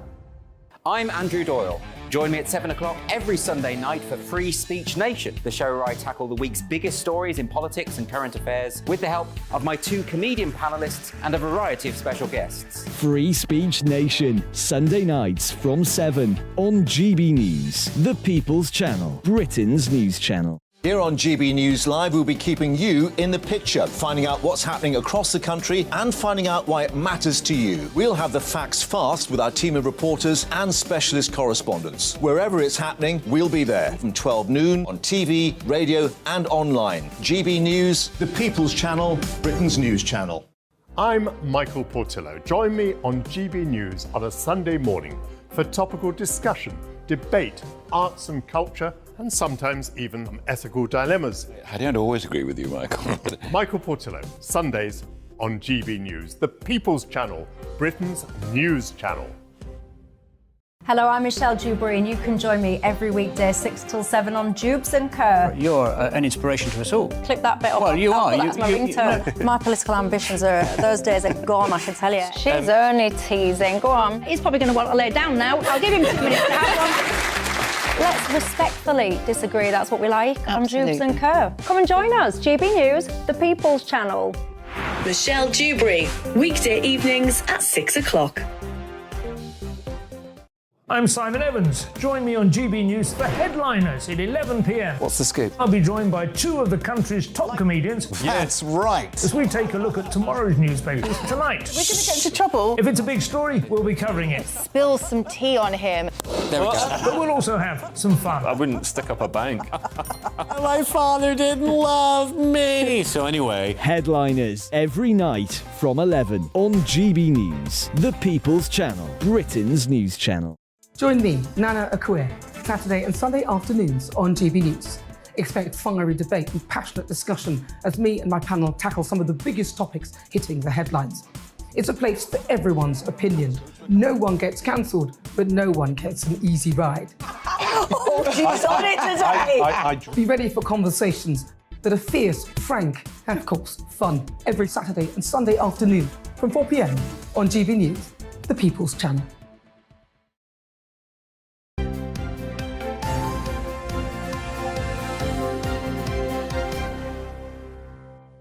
8:22 morning to you, watching and listening to Breakfast with me and her. Yeah, him and me. Him and I. Is that right? You and me. You and me. Us. Us, yes. There you go. Thanks for joining us. Thanks for your company. Now, we're talking a lot about Gary Lineker. We're also talking about other sports stories, would you believe? And we're joined by our friend Aidan McGee, who's down the line for us this morning. Good morning, Aidan. How are you feeling this morning? Good morning to you both. Yeah, it was a late finish last night on the alternative match of the day, but I think it went pretty well. We had Barry Flatman in the studio. We had Mike Parry as well, who you all know. Patrick and Mark were causing mayhem at the top of the show. So I think it went quite well. We had a little bit of a lull in the ratings while match of the day was on, but thankfully that was only 20 minutes, and so I think we got away with it. Ah, yeah, well, OK. Well, what's happening in the world of sport then? Let's talk England versus France, should we, yesterday. Nothing to write home about for us, obviously. Well, you both asked me yesterday, is Steve Borthwick up to it? Now, listen, I'm not going to say after one game that's the die cast on his entire reign, but goodness me, that does not look good yesterday. That's England's record defeat at Twickenham, 53-10. Yes, they're up against a world-class France side. They're going to be the favourites of the World Cup later this year. They're ranked number 2 in the world. They did, though, lose to Ireland the other week, and you started thinking, well, are France as good as we think they are? But suddenly those changes Borthwick made, dropping the captaincy for Owen Farrell, allowing Ellis Genge to do it. He said afterwards, I'm not going to sugarcoat this. This is the worst performance I've been involved in for a long, long time. There were errors all over the pitch, particularly handling errors. And when you're up against a side like France, you really cannot do that. And so I think Steve Borthwick will have learned plenty yesterday. I did think this tournament was going to be a warm-up for the World Cup, or not necessarily a warm-up, that's the wrong word, because England have got to have put in a couple of decent performances. But you could make an argument now that the first time, or the 2 times they've faced sides that are decent, i.e. Scotland, which was, a month ago, and and France yesterday, they've come up short in quite a big way, beating Italy and Wales in between times, who are probably going to finish at the bottom of the group. So a really chastening experience for Borthwick. In terms of where it leaves them going forward, well, look, there's some real soul-searching going on. They've got Ireland next week. Ireland are number 1 in the world. They've got 7 days to prepare for this. It's away from home. I mean, they could take a hiding then. And suddenly, Stephen, if you go out of this tournament and you finish it's possible England could finish second from bottom, then that puts real pressure on Borthwick early on. He was an overwhelming contender to take this job from Eddie Jones. The Eddie Jones reign had gone stale, but we're now beginning to see just how bad things had got under Eddie Jones. But Eddie Jones never took England to this depth. 53-10. We talked about the crowd yesterday, didn't we, about Twickenham being the biggest pub in the world. That's how it was described by the former England World Cup winning coach Clive Woodward the other week. Well, the boos rang around the stadium, and I think it's a bit rich to blame the crowd after this one. They had every right to boo. Yeah. But a win for Wales yesterday.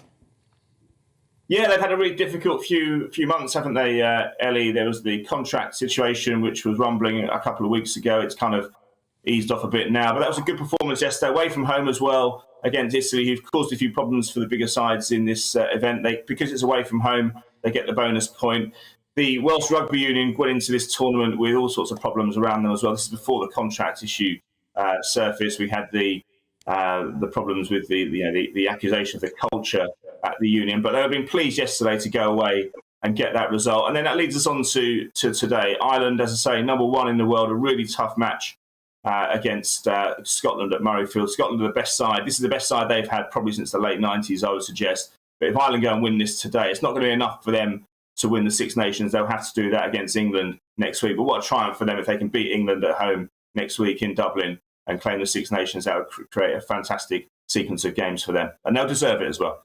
Let's talk football. Liverpool, Bournemouth. I mean, the Liverpool defending was atrocious, wasn't it?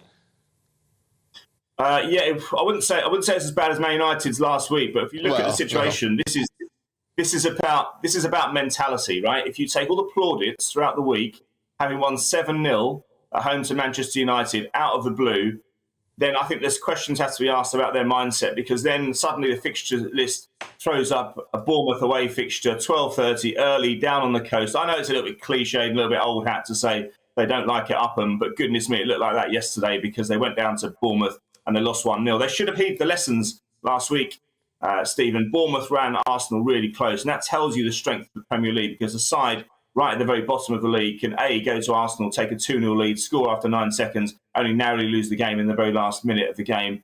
and then take Liverpool right to the wire yesterday and even overcome them. So that's a real blow for Liverpool, because their hopes will have been ignited throughout the week, having got that result against United, to then go and have that juxtaposition of a dreadful performance and a missed penalty by Mo Salah. That was a real low point for them, and it throws into doubt whether Jurgen Klopp's reign is coming to it, whether the steam is being is used up in all his reign, because you'd have to say that after everything they've done the last few years, they're showing inconsistency. And that's not what you want to do at the top of the league. And maybe it's that 7-year itch for Jurgen Klopp. He had it at the previous club, Dortmund, in Germany. He looks spent after 7 years. Don't get me wrong, 7 years is a good run, but maybe now Liverpool might be looking at making a change in the summer. That's a controversial opinion, but I think it'll be on their minds. Yeah, could well be. Good news, Aidan. Me and Ellie, we've clubbed together. We're going to buy you an alarm clock. I've got an alarm clock. The switch just didn't work. It just doesn't work. All right, lovely, Aidan. We'll see you next week. Bye, Aidan. Yeah, we'll see him next week. He'll be in the studio with us, won't he? Well, probably. We hope so. Yeah. Lots more to come. We're talking about our fish suppers. They are apparently under threat. We'll find out more after this.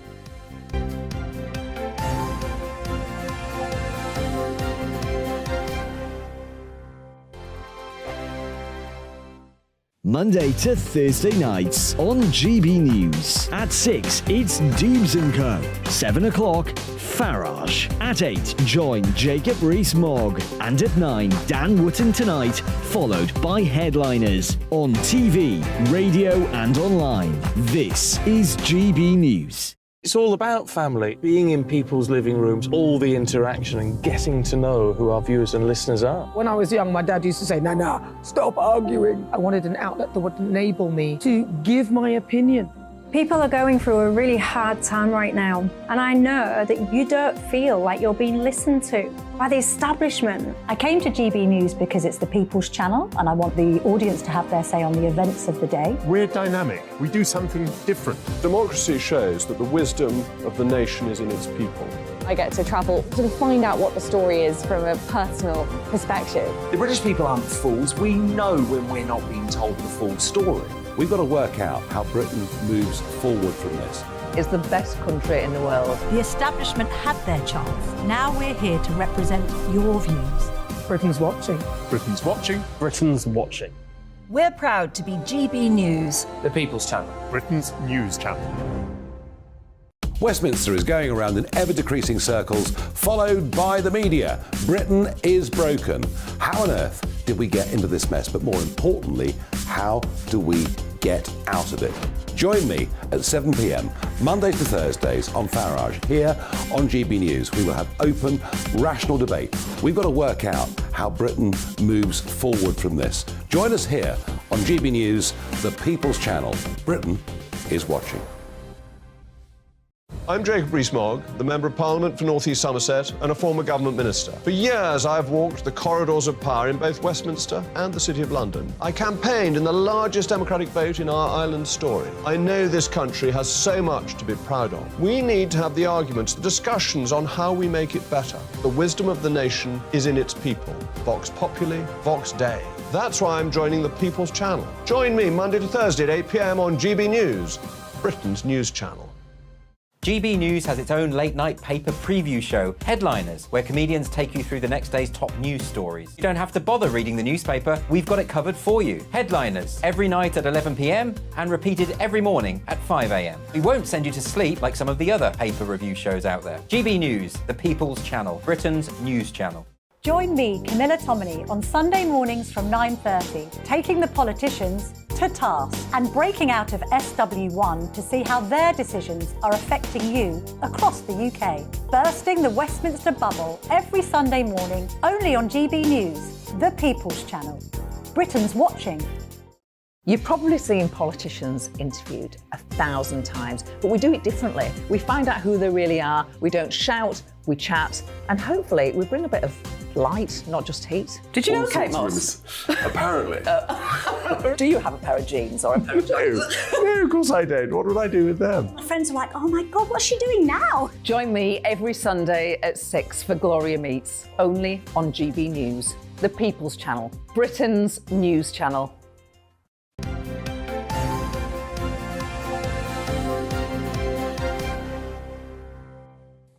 Put your water bottle down. I just sat here with my water bottle, getting very comfortable. Anyway, welcome back. You're watching and listening to Breakfast with Stephen and Ellie.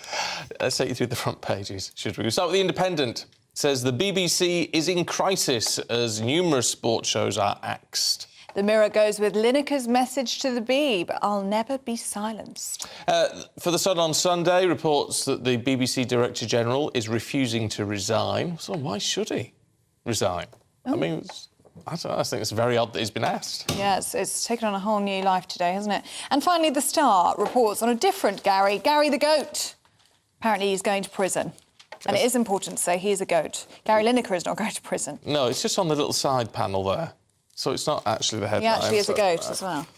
I don't really know why we're telling you about that. It just adds confusion to the story, doesn't it? There'll be discussions later. Let's talk to journalist and author Ella Whelan and political commentator Benedict Spence. Good morning, you two. Ella, let's kick off with The Observer, should we? And poorer working parents going to get more help? Because it's often the working poor who get ignored in what we see in budgets and things. Yeah, so this is all about childcare, and we don't know what the kind of package for childcare is going to be in the budget. That we know that there have been certain plans that have been rejected, so for example extending 30 hours of free childcare to younger kids. At the moment you can get it for 3- and 4-year-olds, but extending it so that 1-year-olds and 2-year-olds could have it, that's been rejected because it's too much, it's supposedly too much money. But now parents eligible through help with universal credit will be able to get some kind of funding up front. We don't know the levels of it, but it's just, I picked this out in The Observer because I thought a really interesting fact that people don't know is that, you can, under the current system, you can claim £646 a month for one child and just a bit over £1,000 for a second child, which is the same cap that it was in 2005. And we know now that childcare is completely unaffordable. It's eye-watering amounts of money. And I've just had a little boy, and I looked to see, sometimes working around Westminster in Parliament as a journalist, and I thought, I'll go to the Parliament creche. And, obviously not representative of a lot of other places across the country which probably are cheaper. But in Jeremy Hunt's own workplace, 2 days in the Parliament creche is £585. What? 2 days. 2 days. And if you wanted to go for a week, it's over £1,200. In and around where I live in Hackney and in sort of getting into central London, it's almost standard for a week of childcare to be £1,300 or something like that. So it's quite clear that the cap needs to be raised extensively. But I think also it's not just about, you said it's working people who are on lower incomes who get ignored. This is kind of unaffordable levels for even someone who's on a relatively decent salary. Yeah. I cannot go back to work unless I'm, on a full-time basis in an office, unless I'm willing to take a massive pay cut. And, I think the Chancellor is, Jeremy Hunt is talking about the fact that everybody who can work needs to be in work. There are lots of mothers who want to work part-time, who want to get back in. There's only so many times you can sing Ring Around the Roses before you and your child get very bored of it. You want to have some kind of balance in your life. But it's literally impossible at the moment unless they do something very drastic.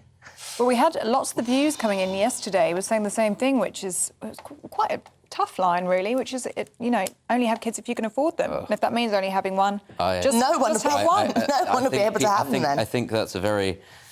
People forget having children is kind of a fundamental part of the human condition, is reproducing and passing on your genetics. I don't think people forget that. I think often when people sit there and go, don't have children unless you can afford it, I think that's a very silly attitude to say, given that most people, when they're in the window in which they can actually safely have children, a lot of people are not earning enough, by those people's metrics. And this is why I'm afraid the state does need to step in and help parents, because otherwise you will have a population crash like Japan is having, like many other countries are having, and that has really bad knock-on effects for the elderly people who need those young people to pay the taxes to fund their healthcare. That's the long and short of it, and that is why you get things like the NHS collapsing in and of itself, because there aren't enough young people to pay the tax burden. So, you can say, don't have children unless you can afford it.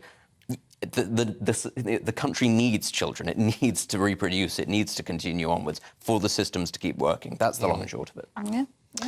Let us know what you think about that. GBnews at gbnews.uk. Certainly very interesting. Benedict, let's stick with you, shall we? This is in The Observer. This is the migration bill again, but a Tory revolt over a different part of this bill. It's about child detention. Somebody other than Gary Lineker is also very unhappy about government policy, and it's being led principally by Priti Patel, the former Home Secretary. That's why her potential intervention might be seen as very significant. Being a former Home Secretary, also being perceived as being a very, quite a hard figure on the right of the party in terms when it comes to things like immigration. But this is all around rules concerning the potential detention of children who come via small boats. They come via illegal means, is that families and children can be locked up as part of measures to deter people. And, I think the very fact that you have quite stringently Conservative MPs saying actually that this is neither particularly humanitarian nor a particularly good look. Actually, I think it's been proven. What early polling has shown that actually a harder line on immigration, whilst that is popular amongst many members of the public, I think almost by 2 to 1, locking up children is never particularly popular. No. That's never going to go down well. The problem is, though, with the people coming across, and we've seen this time and time again, it's who is a child and who is not. Exactly. I mean, there was that fella who was clearly about 30 who sent to a secondary school because he claimed to be 14 or something. Exactly, and people are told what to say. People are coached what to say when they come across. It's also, we need to remember, people who are coming across in small boats, all of those small boats are launched by criminal gangs.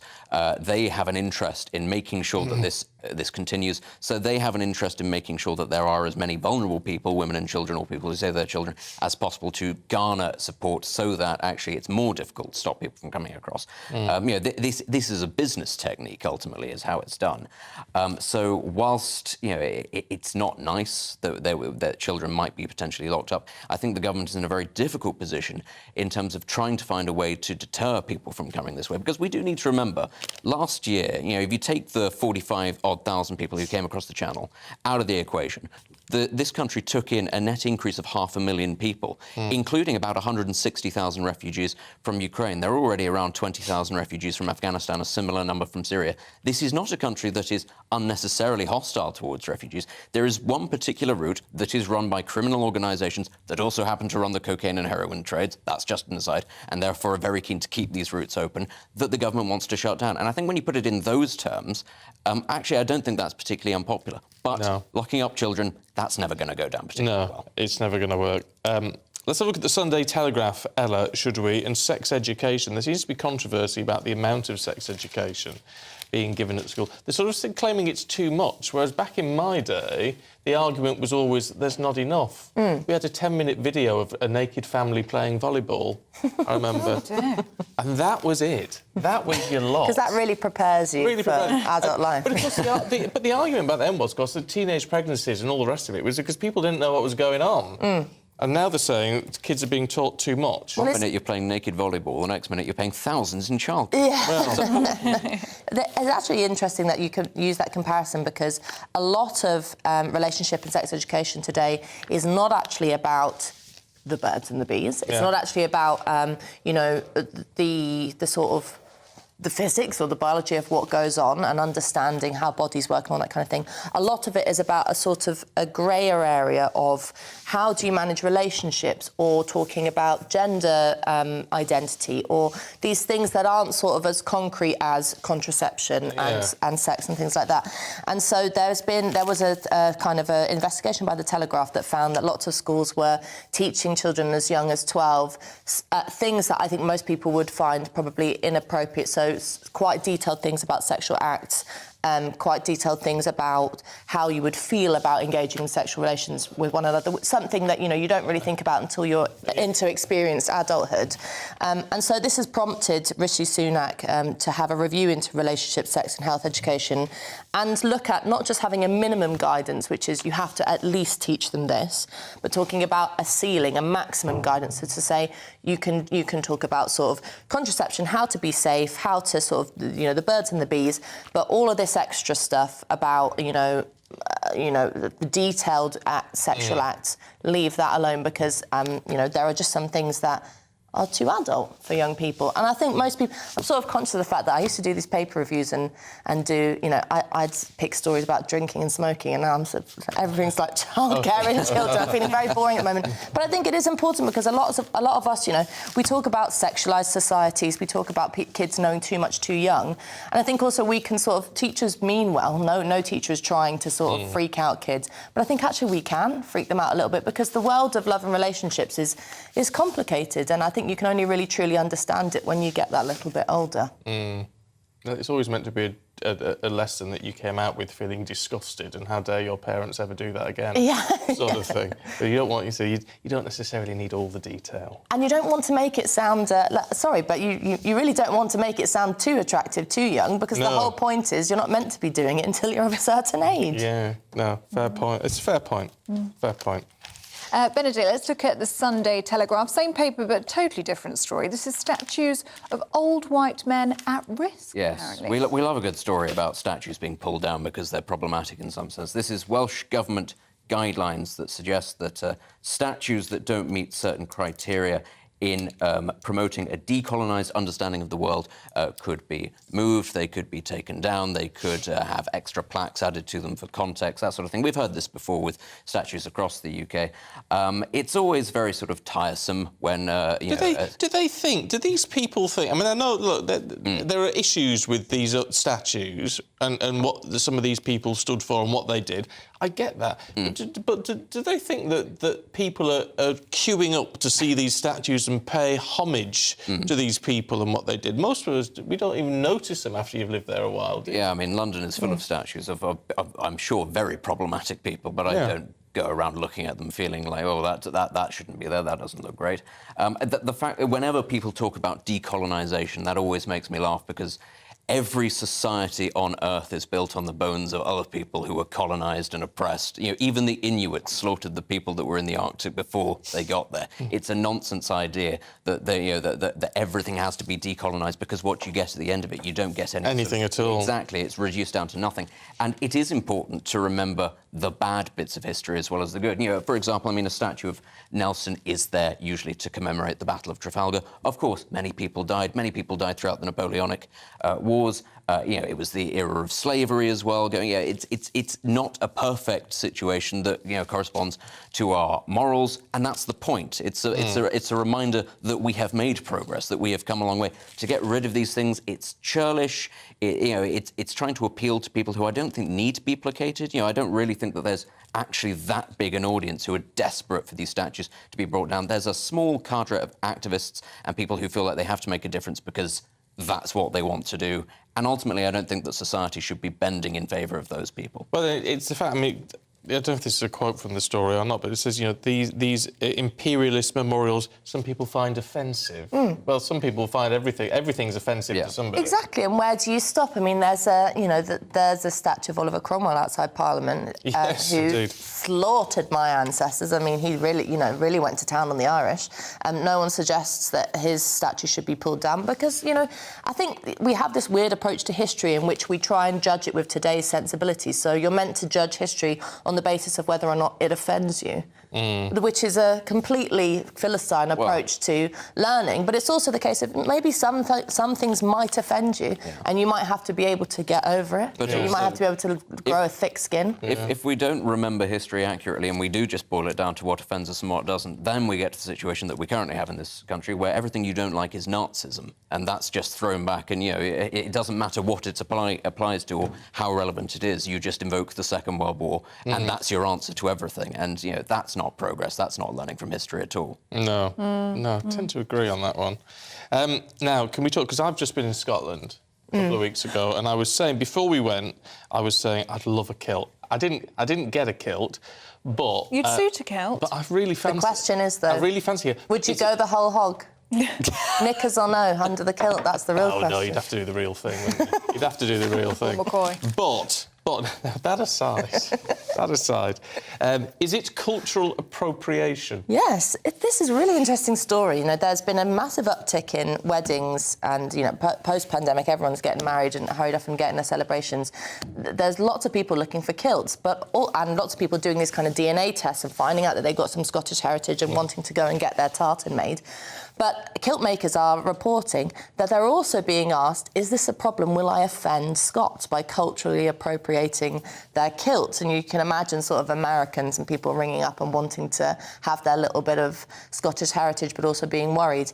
And I just think, what a sad state of affairs. It has to be said, these kilt makers are saying, no, Scots love it, please keep coming. Really? And, don't worry about it. But there is a bit of a tension in terms of, the particular tartan is meant to represent a particular clan. You're not meant to wear the wrong one. But, I think when it gets to the point at which we're saying that we would be culturally appropriating Scottish people, I mean, would you be allowed to eat, I don't know, tatty cakes? Where does it stop? I think most people should just relax. If you want to pretend that you're Scottish because you've got, 10% of your and a DNA thing, go ahead and do it. The Irish are well used to this. Everyone wants to be us, and we don't mind. It's true. Yeah, no, it's a fair point. But isn't it interesting? Because, of course, women wear tartan all the time. And what they call, women in kilts. Women wear kilts all the time, not the proper. Yeah. But fashion things. No one just thinks about that, do they? No. It is just a bit of fashion. I'm wearing a kilt to my sister's wedding next year. Are you? She doesn't know. She'll still be in bed, so I don't mind saying it. Have you got any Scottish in you? Spence is a Scottish name. There's about 6 different tartans that it might be a Scottish name, but are you actually Scottish? No, I've half of my family's from Liverpool, the other side's from Glasgow. So right. Yeah, it's, you can get away with it. You'd be all right then. Yeah. See, I like the bagpipes. I love bagpipes. But again, I've got Irish heritage. I'm like, could you have bagpipes at a wedding or something, or a party, if you're not Scottish? You could have Irish pipes. Elaine pipes, they're called. Oh, there you go. That would be my way. You can get away with it at your wedding. This is happening? I didn't know you were Well, married. no, it's not happening. No, not yet. Anyway, but Not yet. you need to think about these things, Stephen. You have to think about the music. You do, plan ahead. You do. I had a harp at mine. Did you? It's very classy. It was classy, yeah. Very nice. Yeah, we decided we'd have a harp. But do you have anything at yours? My dad sang at mine. Did he? My dad it was a dad band. It was my dad and my best friend's dad. And That it was is a dad so band. nice. And they were cracking. They were great. Excellent, very nice. Are you married, Benedict? I have yet to meet a woman foolish enough to make It'll happen in good time. Ella, Benedict, thank you both very much. Thank you Good to very see much. This morning. Well, that was fun, wasn't it? Very nice. Now... Glad you enjoyed. I did. Thanks for having me. Now, will Friday nights ever be the same again? That's the question on every chippy's mind as the sales of traditional cod have been overtaken by pollock for the first time. Now, industry figures have claimed this shift in eating habits was driven primarily by the cost of living crisis. Let's talk now to the president of the National Federation of Fish Fryers and owner of Skippers of Uxton. Is that right? Yeah. Uxton? Yes. Andrew Crook. Andrew, good morning to you. Thank you so much for your company. So tell us, is this something that you are finding? Haddock and cod always been so popular, but people are now going for cheaper varieties. I think it's mostly in retail. A lot of the stories in the newspapers yesterday focused on Young's and Nomad Foods, so Bird's Eye. Fish and chip shops are trying to mitigate the cost of living crisis by offering alternative species, but as you can see, I'm in my own shop at the moment and I've got hake on the menu, I've got sea bass on the menu, but I'm still selling mostly cod and haddock. So I think consumers are creatures of habit and people know what they want, and it's down to us to make sure that we can try and serve a portion size that hits the right price point as well. All right, so what is happening in that sense? Because obviously, if you don't keep the prices to a reasonable level, you don't get any customers. But does that mean portion sizes are coming down a little bit? We're just offering the choice. So on my menu, I've got small cod, regular cod, and large cod. So we give people the option. We're very open about what we do and leave it up to the consumer, see what they can afford. But we are doing our best to reduce our hours a little bit and reduce costs just to try and keep the price point. We are cushioning consumers from the price increases that we face because Russian caught fish faced a 35% tariff this year. Which obviously has impacted us. So the Russian fleet aren't producing for our industry, and there's been a reduction in the Barents Sea quarter of 20%. So there is going to be less fishing on the market in the summer, which is going to impact us a little bit. And obviously we've got other costs as well. So we're just hoping that government are listening and they look at the extra tax revenue they're getting from that my members are collecting and do a little bit of support in the budget next week, because we need to protect these independent businesses and make sure that all these hard-working business owners can keep providing confidence-building jobs. We're here to do our bit. We want to help the economy recover. We just need government to work with us. Yeah, what would you like to see in the budget then? And also, how much is a portion of fish and chips in your chippy? I'm being nosy now. Yeah, large cod and chips. Yeah, tell me what a large cod and chips is, yeah. Well, a large cod and chips just be over about £10.50. A regular is just under £9. So, but it's still good value when you compare it to other options as well. But we like government. There's a bit of talk about business rates, which will help some of the larger businesses. But for my business, I've got business rate exemption anyway because it's a small business. So really, it needs to be VAT, and the whole of the hospitality sector is saying the same thing. We just need that reduction in VAT. I'm not sure we'll get it, but I've got a shop in the next village that went bust last year. It's rented out.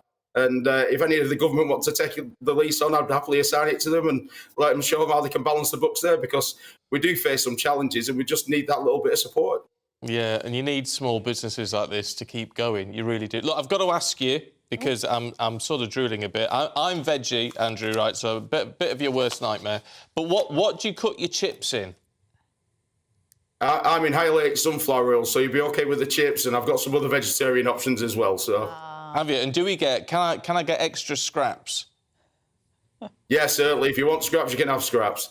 Oh, do you know what? I haven't had a bag of chips for years, and just talking to you and seeing like the fryers and the counter behind you just makes you want to go up the chippy and get a bag of chips. We need to head to Skippers, don't we? We do. Andrew, so good to have you on the programme this morning. Thank you so much for joining us, and good luck with the budget on Wednesday. Yeah. Oh, fancy Keep a selling that fish. trip to Skippers. We should go up to Skippers. Yeah. Fancy a bit of that. Scraps, loads of salt and vinegar. Yeah, oh, God, it's really unhealthy. Loads of salt and vinegar. A bit of mayo as well, please. Oh, yeah, there you go. Lovely stuff. We've got all the top stories heading your way straight after the weather. Hello there, I'm Greg Dewhurst and welcome to your latest broadcast from the Met Office. We will see some sunny spells through the day ahead, though we will see further rain moving into western areas later, and it will feel much milder compared to what it has done of late. And the reason for this is the winds have switched back round to a southwesterly direction, importing mild air from the Atlantic, but at the same time, low pressure will be nearby. Then, later Monday and into Tuesday, we see the return of colder air for many of us. So this morning, bright start for many, sunny spells, icy conditions across the far northeast of England into eastern Scotland from last night's weather system. But for many across England and Wales, having a fine day, plenty of sunny spells. Clouding over from the west, though, we will see outbreaks of rain across parts of Scotland down into Northern Ireland, southwest England, where the rain could be heavy at times, but exceptionally mild. 12, 13, 14 degrees as a high. Double figures for many, so any lying snow will melt quite quickly through the afternoon on Sunday. And then we start to turn more unsettled through the evening time. Outbreaks of heavy rain pushing north and eastwards across the UK. This will be accompanied by some strong winds, gales developing around western coasts of Wales and southwest England. Heavy showers following overnight, exceptionally mild across England and Wales, 10 or 11 degrees as minimums. Still the cold air nearby across parts of northern Scotland, 2 or 3 degrees here. So risk of some ice first thing Monday morning across the northern parts of Scotland. Outbreaks of rain further south into northern England, Northern Ireland and into North Wales. Best of any brighter spells into the afternoon across southeast England for a time, but even here there'll be some heavy showers that move through. Then into the afternoon, the cold air filters a little further south, 7, 8 degrees across southern parts of Scotland, still mild. England and Wales, 12 or 13 degrees. That cold air wins out Tuesday and into Wednesday. We'll see an increasing risk of snow showers, particularly in the north, and temperatures back down to below average for the time of year, but just signs by Thursday of them increasing slightly. I'm Jacob Rees-Mogg, the Member of Parliament for North East Somerset and a former government minister. For years, I've walked the corridors of power in both Westminster and the City of London. I campaigned in the largest democratic vote in our island story. I know this country has so much to be proud of. We need to have the arguments, the discussions on how we make it better. The wisdom of the nation is in its people. Vox Populi, Vox Dei. That's why I'm joining the People's Channel. Join me Monday to Thursday at 8 p.m. on GB News, Britain's news channel.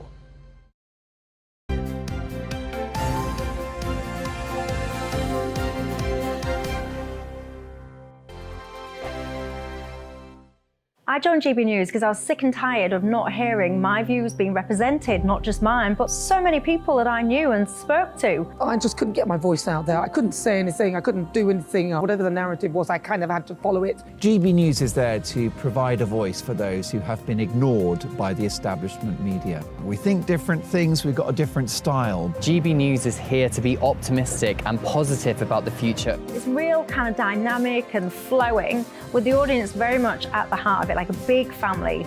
Here at GB News, we talk about the things that matter to you. Hearing the voices from right across our towns and cities, especially our towns. All sides of the argument represented with a heavy dose of opinion. We're on a mission here to make a difference. And the GB News family really is here for you, and whatever time of day you can watch or listen. Britain's watching. Britain's watching. We're proud to be GB News. The People's Channel. Britain's news channel. Monday to Thursday, 9 p.m. till 11 p.m. Join me, Dan Wootton. I'll bring you the sharpest takes and hottest debates. Do you not believe in prisons? I don't believe in prisons. I'm completely stunned. I guarantee you there'll be no spin, no bias, no censorship. I actually was personally quite offended by it. And no reason to go to bed. So I guess they've always been quite woke. That's Dan Wootton tonight on TV, radio and online. Monday to Thursday from 9 p.m. till 11 p.m. on GB News. The People's Channel, Britain's news channel.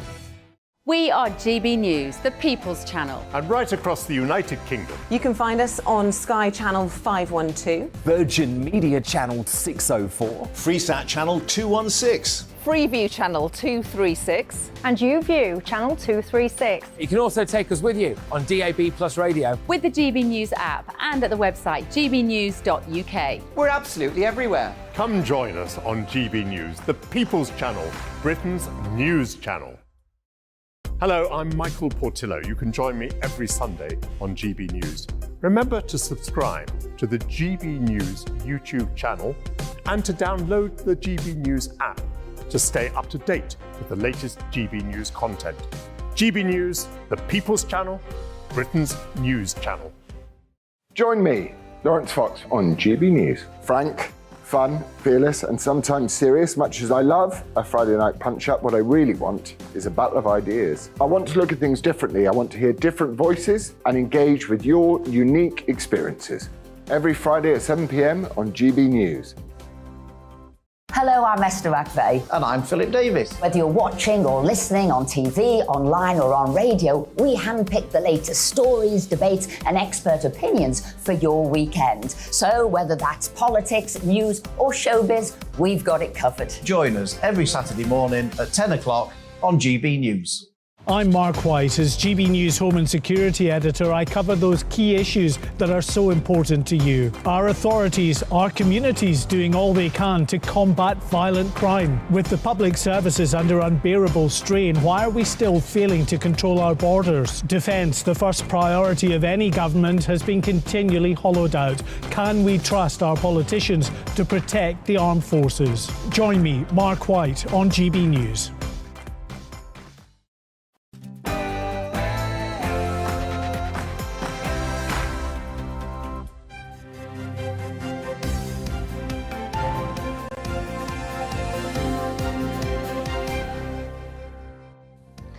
BBC bosses apologise after a day of disruption for sports programming.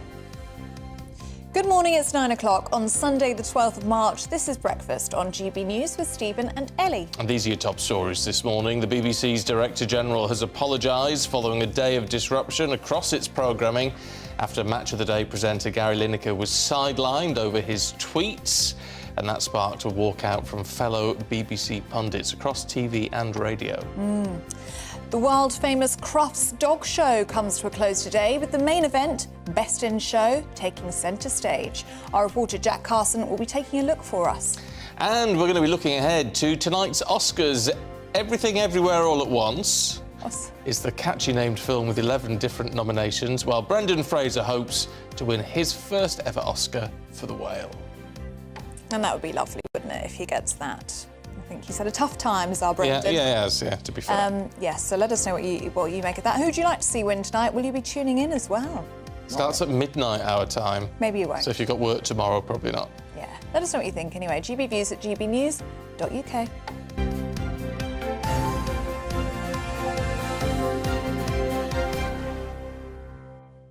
But first to our top story, and a Match of the Day staff walkout led to the programme going ahead last night with no commentary and no pundits either. Yeah, presenters and commentators walked out in support of Gary Lineker. He was suspended after he criticised the government's asylum policy on social media. We can speak now to our GB News international reporter, Paul Hawkins, who is outside Broadcasting House in London. So, Paul, a very different looking match of the day last night. How's it going down at the Beeb? Well, not good, to be honest, because the BBC's kind of dug itself into a bit of a hole that it's trying to dig itself out from now. Criticism from a lot of people. In fact, the latest YouGov Snap poll says that 53% of the British public say the BBC was wrong to suspend Gary Lineker. 27% said the BBC was right. So we had that bizarre edition of Match of the Day, which for football fans last night involved not even the iconic theme tune. In terms of what's happening today, it remains to be seen whether Match of the Day 2 will take place this evening. It's presented by a guy called Mark Chapman, who normally presents sports coverage on BBC Radio on a Saturday afternoon. Now, he was off air yesterday, and then the BBC has only a matter of days to sort out. It's broadcasting live coverage of an FA Cup quarter-final between Manchester City and Burnley next Saturday. It's going to be a bit difficult to broadcast a match without a live match for 90 minutes, without any sort of commentary, any sort of credits, any sort of music, really, any sort of presentation. So the BBC are going to have to sort out what they do in terms of their contract with Gary Lineker. Tim Davie, the Director General, last night wouldn't be drawn on those discussions, but he did say that success for me is Gary gets back on the air. Tim Davie said he's absolutely not resigning. He admits it's a tough time for the BBC, and when questioned whether the BBC had reacted to political pressure from certain parties, he said that they weren't pandering to any sort of political party. It's going to be a tough week ahead for the BBC, that's for sure. Paul, thanks very much indeed. I'm sure you're going to have views on that. GBviews at gbnews.uk. And they haven't got long to sort it out, have they, really? A week is not a long time. It's not, no, it really isn't. Let's just run you through some of the other headlines this morning. And a 29-year-old man has been arrested on suspicion of terrorism offences after a woman was stabbed outside a leisure centre in Cheltenham. She sustained severe injuries. She's in a stable condition, though, in hospital now. The man currently being questioned by counter-terrorism police. Rishi Sunak is flying to the United States today to discuss the AUKUS defence deal between the UK, US and Australia. It's hoped that after a summit with President Biden, the Australian Premier will announce the purchase of British nuclear-powered submarines. While in the US, Mr Sunak is expected to reveal a defence and foreign policy update in the wake of Russia's invasion of Ukraine. And the King has been given a beautiful horse by the Royal Canadian Mounted Police. This is Noble, a 7-year-old black mare. She's now settling into life at the Royal Mews in Windsor. The move follows a long tradition, of course, of the Mounties giving horses to the royal family.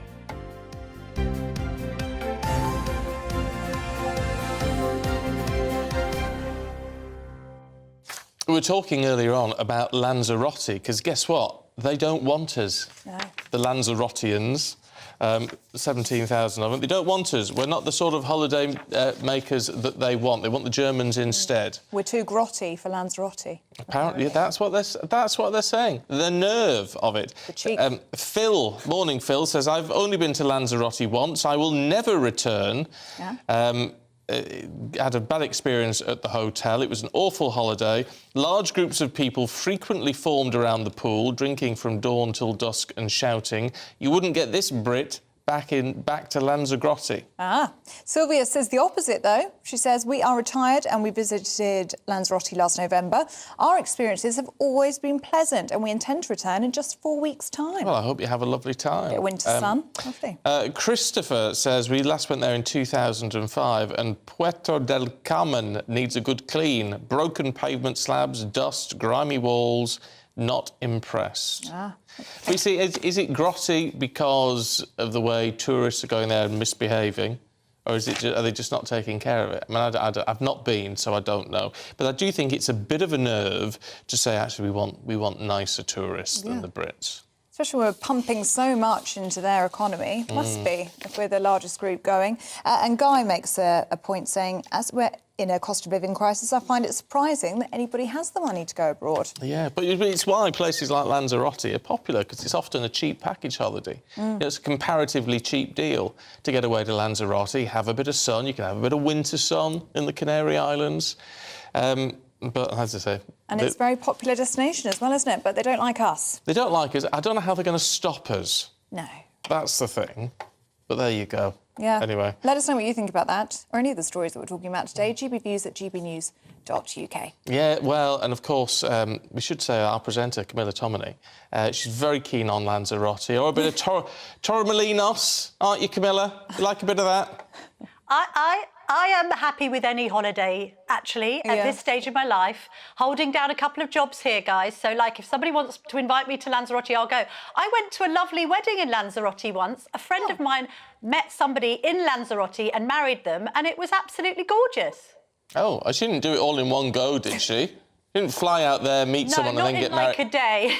Oh, I was going to say, She went for childhood holidays out there and met him, and then they got married some years later, and it was very lovely. I'm glad you clarified that, because I was a bit concerned it was something like a daytime talk show. Talking of TV shows, what are we to make of the whole Gary Lineker thing, do you think?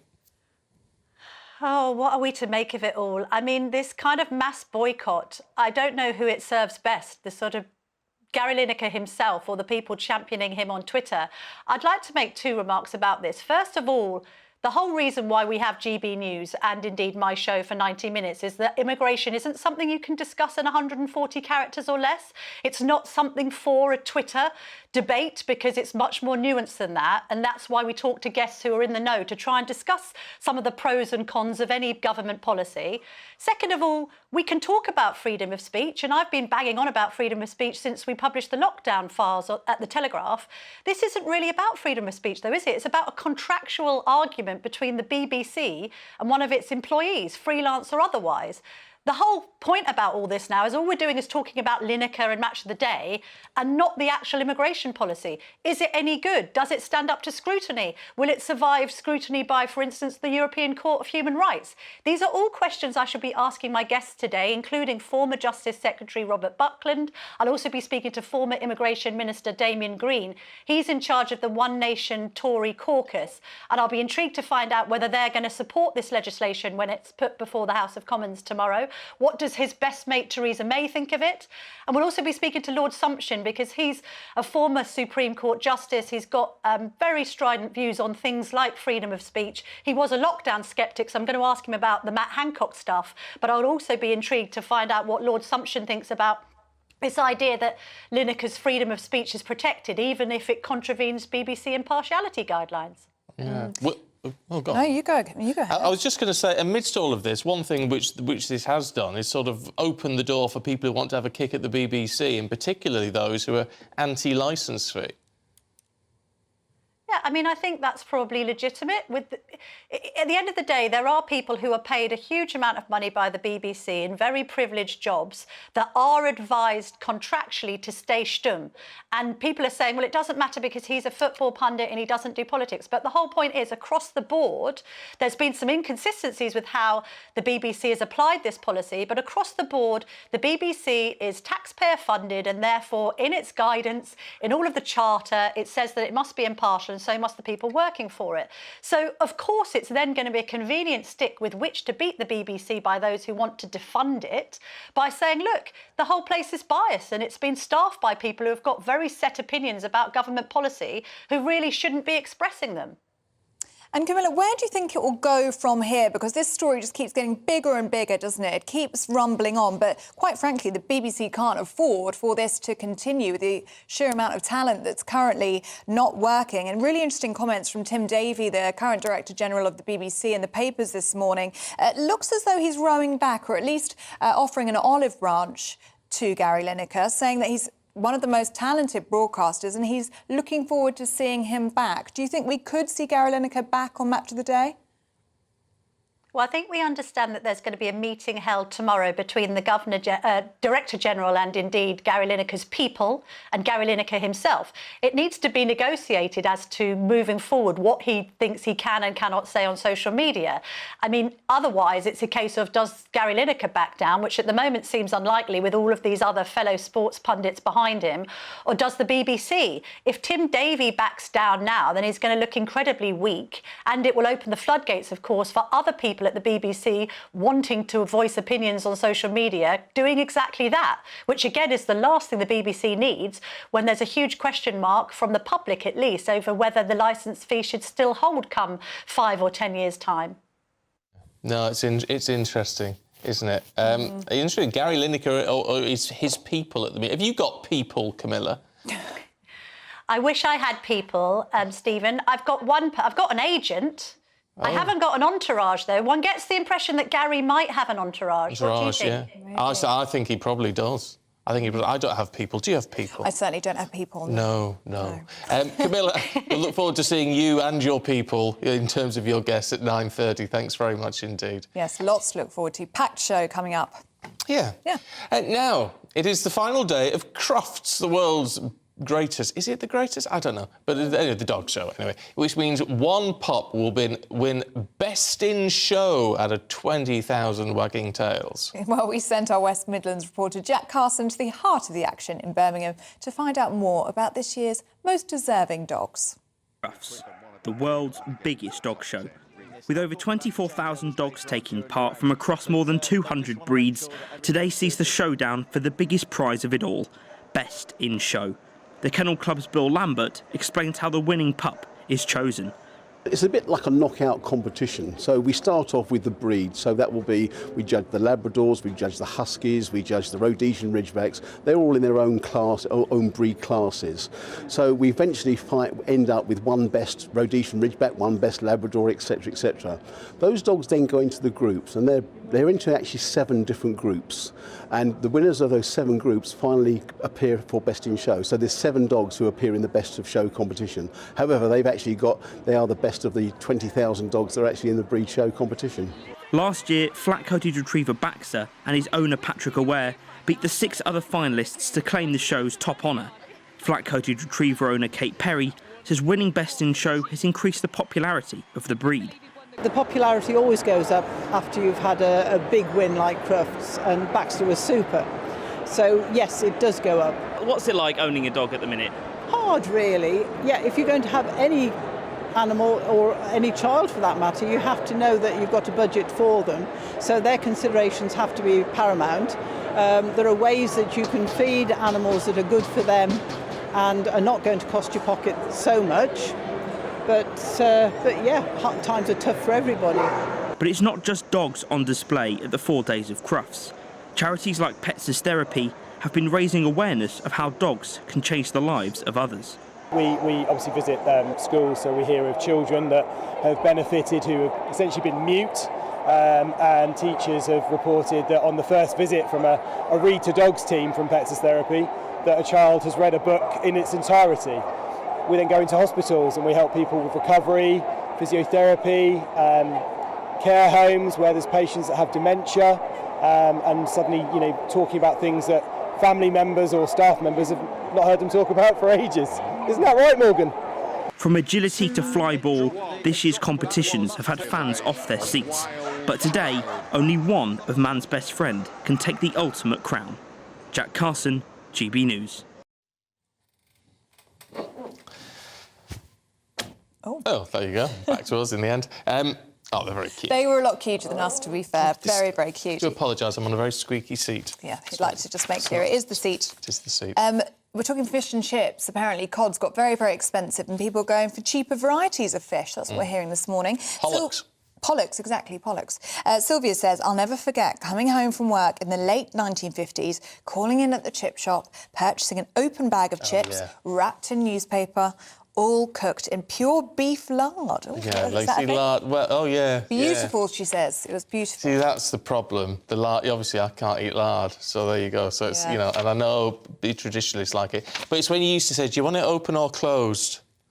Yeah, I think they still do that, Do they? But not in newspaper. And Mike says real chips should be cooked in lard. Lush, he says. But why do they not do it in newspaper anymore? I think it's the ink. They don't like the ink. It's nice. It's part of the fun. Could be toxic. Part of the fun. Sue says chips, peas and gravy will always be my favourite from the fish and chip shop. Yeah. Well, I'd have curry sauce. In terms of Lanzarote, they don't want us. No. But Shane says, we arrived in Lanzarote last night. The hotel is great. Breakfast delicious. We're now watching you two on the YouTube channel. Thank you very much indeed. Don't forget to subscribe. Have a great day. We're off to soak up the sunshine. You see, it's a nice thing. A bit winter sun, spring sun. Nice. It's got to be nicer than it is over here. Yeah. Good on you, Shane. Yeah, and Richard says the authorities simply want to stop stags and hens in Lanzarote. I can't blame them for that, he says. Well, That's a fair point. Keep them coming in. gbviews@gbnews.uk. Talking about those people who are riotous and out of control, Stephanie Tetchy is going to be here in a couple of minutes to talk about the Oscars.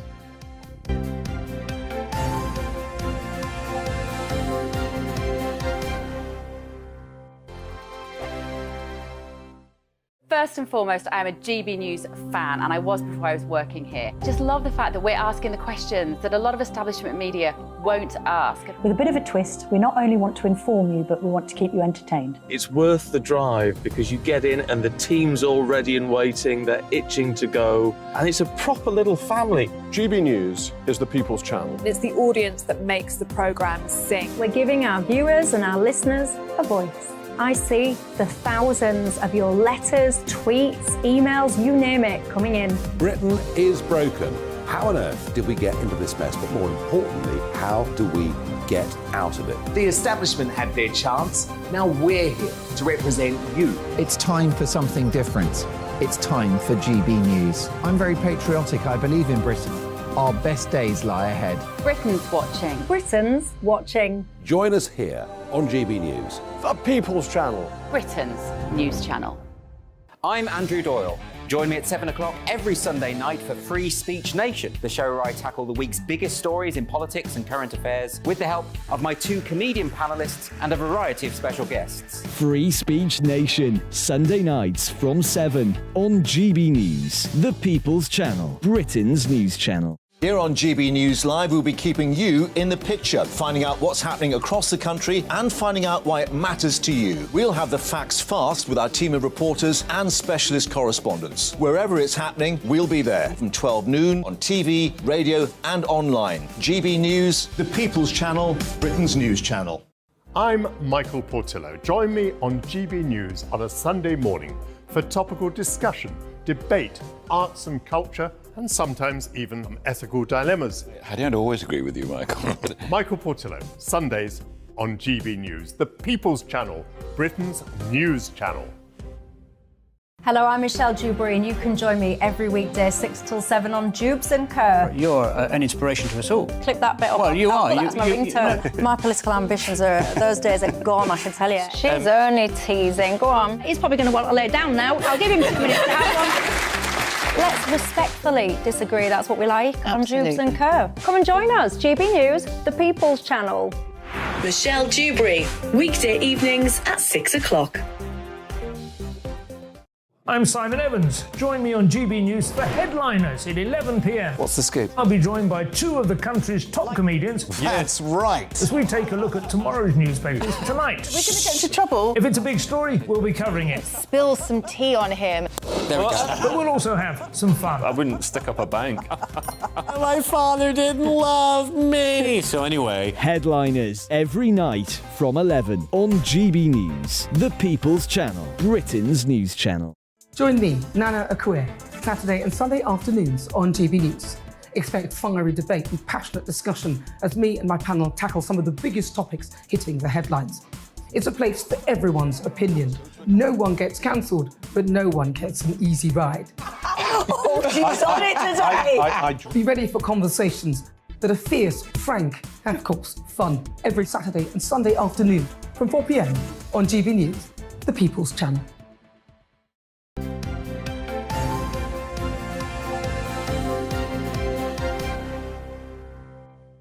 9:21, very good morning to you watching and listening to Breakfast with Steve and Nelly. Now, with the Oscars just a matter of hours away, the race is in sight for the finish line's in sight for the biggest Hollywood stars. It was all the right words, just not necessarily in the right order. Yes. Is it going to go without a hitch tonight, or will it be drama-fuelled like last year's? Stephanie Tetchy is here, Queen of Showbiz. Good morning. Can we start with the controversy? Because there is controversy already around Best Actress. There is.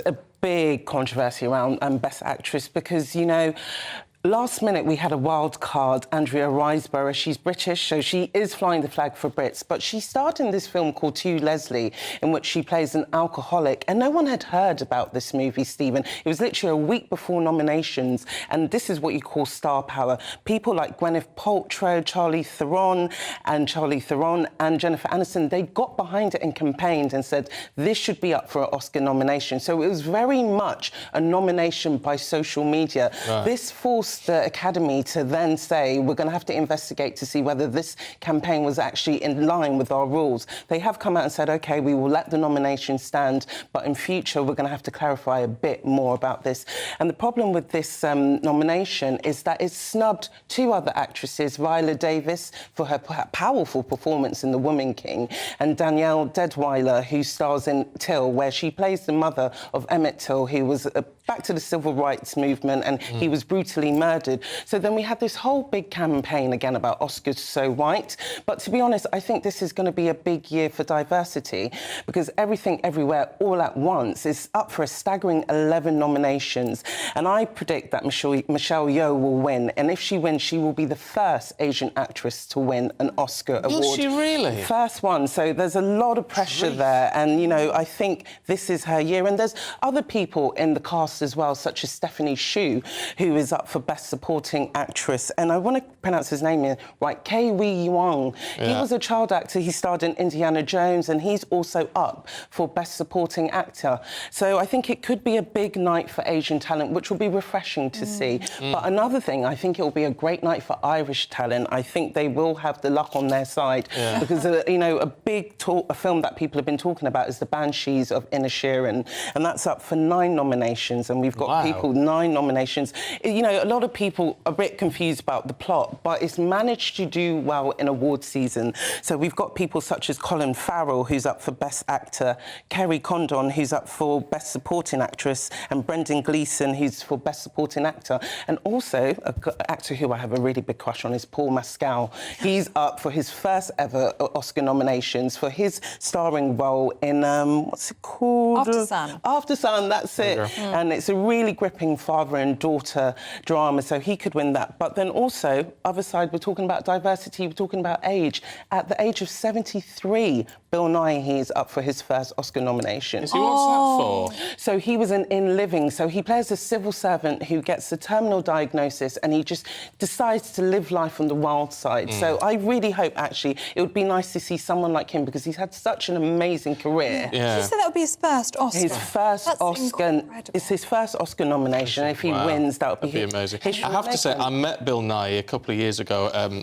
Premiere, actually. I do not spend my life going to premieres, but I was invited to one, so I went. And I had a little chat with him. And he was, considering he's a huge star, he was so lovely. I know. I've interviewed him and he's so humble. You know, sometimes you meet some stars and they're a bit offish and he's always just welcome to talking to anybody. So I hope he has a really good night tonight. Well, he will have a good night because he'll be walking out with a goodie bag. Yeah, so this goodie bag is worth $126,000. So not everyone's going to get a goodie bag, but it's only the people in the top nominations. Oh, is it? Oh, what they can get is a $40,000 getaway to a Canadian estate called The Lifestyle, and they get a piece of land in Australia, in Queensland, Australia. Really? So it's all there. So they get a lot of things, but it's actually not sponsored by the Oscars. It's sponsored by a marketing company who just have all this money to treat the stars. It's incredible. And it's people who don't need these bags, isn't definitely. it? What are they going to do with a bit of land in Australia? I don't know. They'll probably sell it on, but they do have to pay taxes towards it, apparently, so it's not all scotch-free. But, guys, there's also blockbusters that have been up for Best Pictures. So we're going to see stuff such as Avatar, The Way of Water, Top Gun, Maverick. But what I find is these films tend to not do well on the night, but it's still good for them to get an accolade.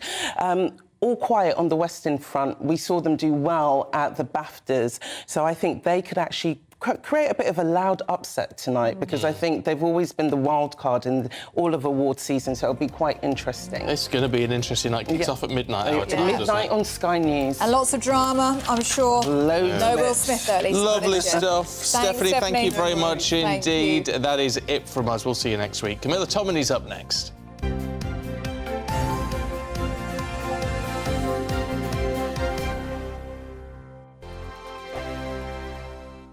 Monday to Thursday nights on GB News. At 6, it's Dubes & Co. 7 o'clock, Farage. At 8, join Jacob Rees-Mogg. And at 9, Dan Wootton Tonight, followed by Headliners. On TV, radio and online. This is GB News. It's all about family, being in people's living rooms, all the interaction and getting to know who our viewers and listeners are. When I was young, my dad used to say, Nana, stop arguing. I wanted an outlet that would enable me to give my opinion. People are going through a really hard time right now, and I know that you don't feel like you're being listened to by the establishment. I came to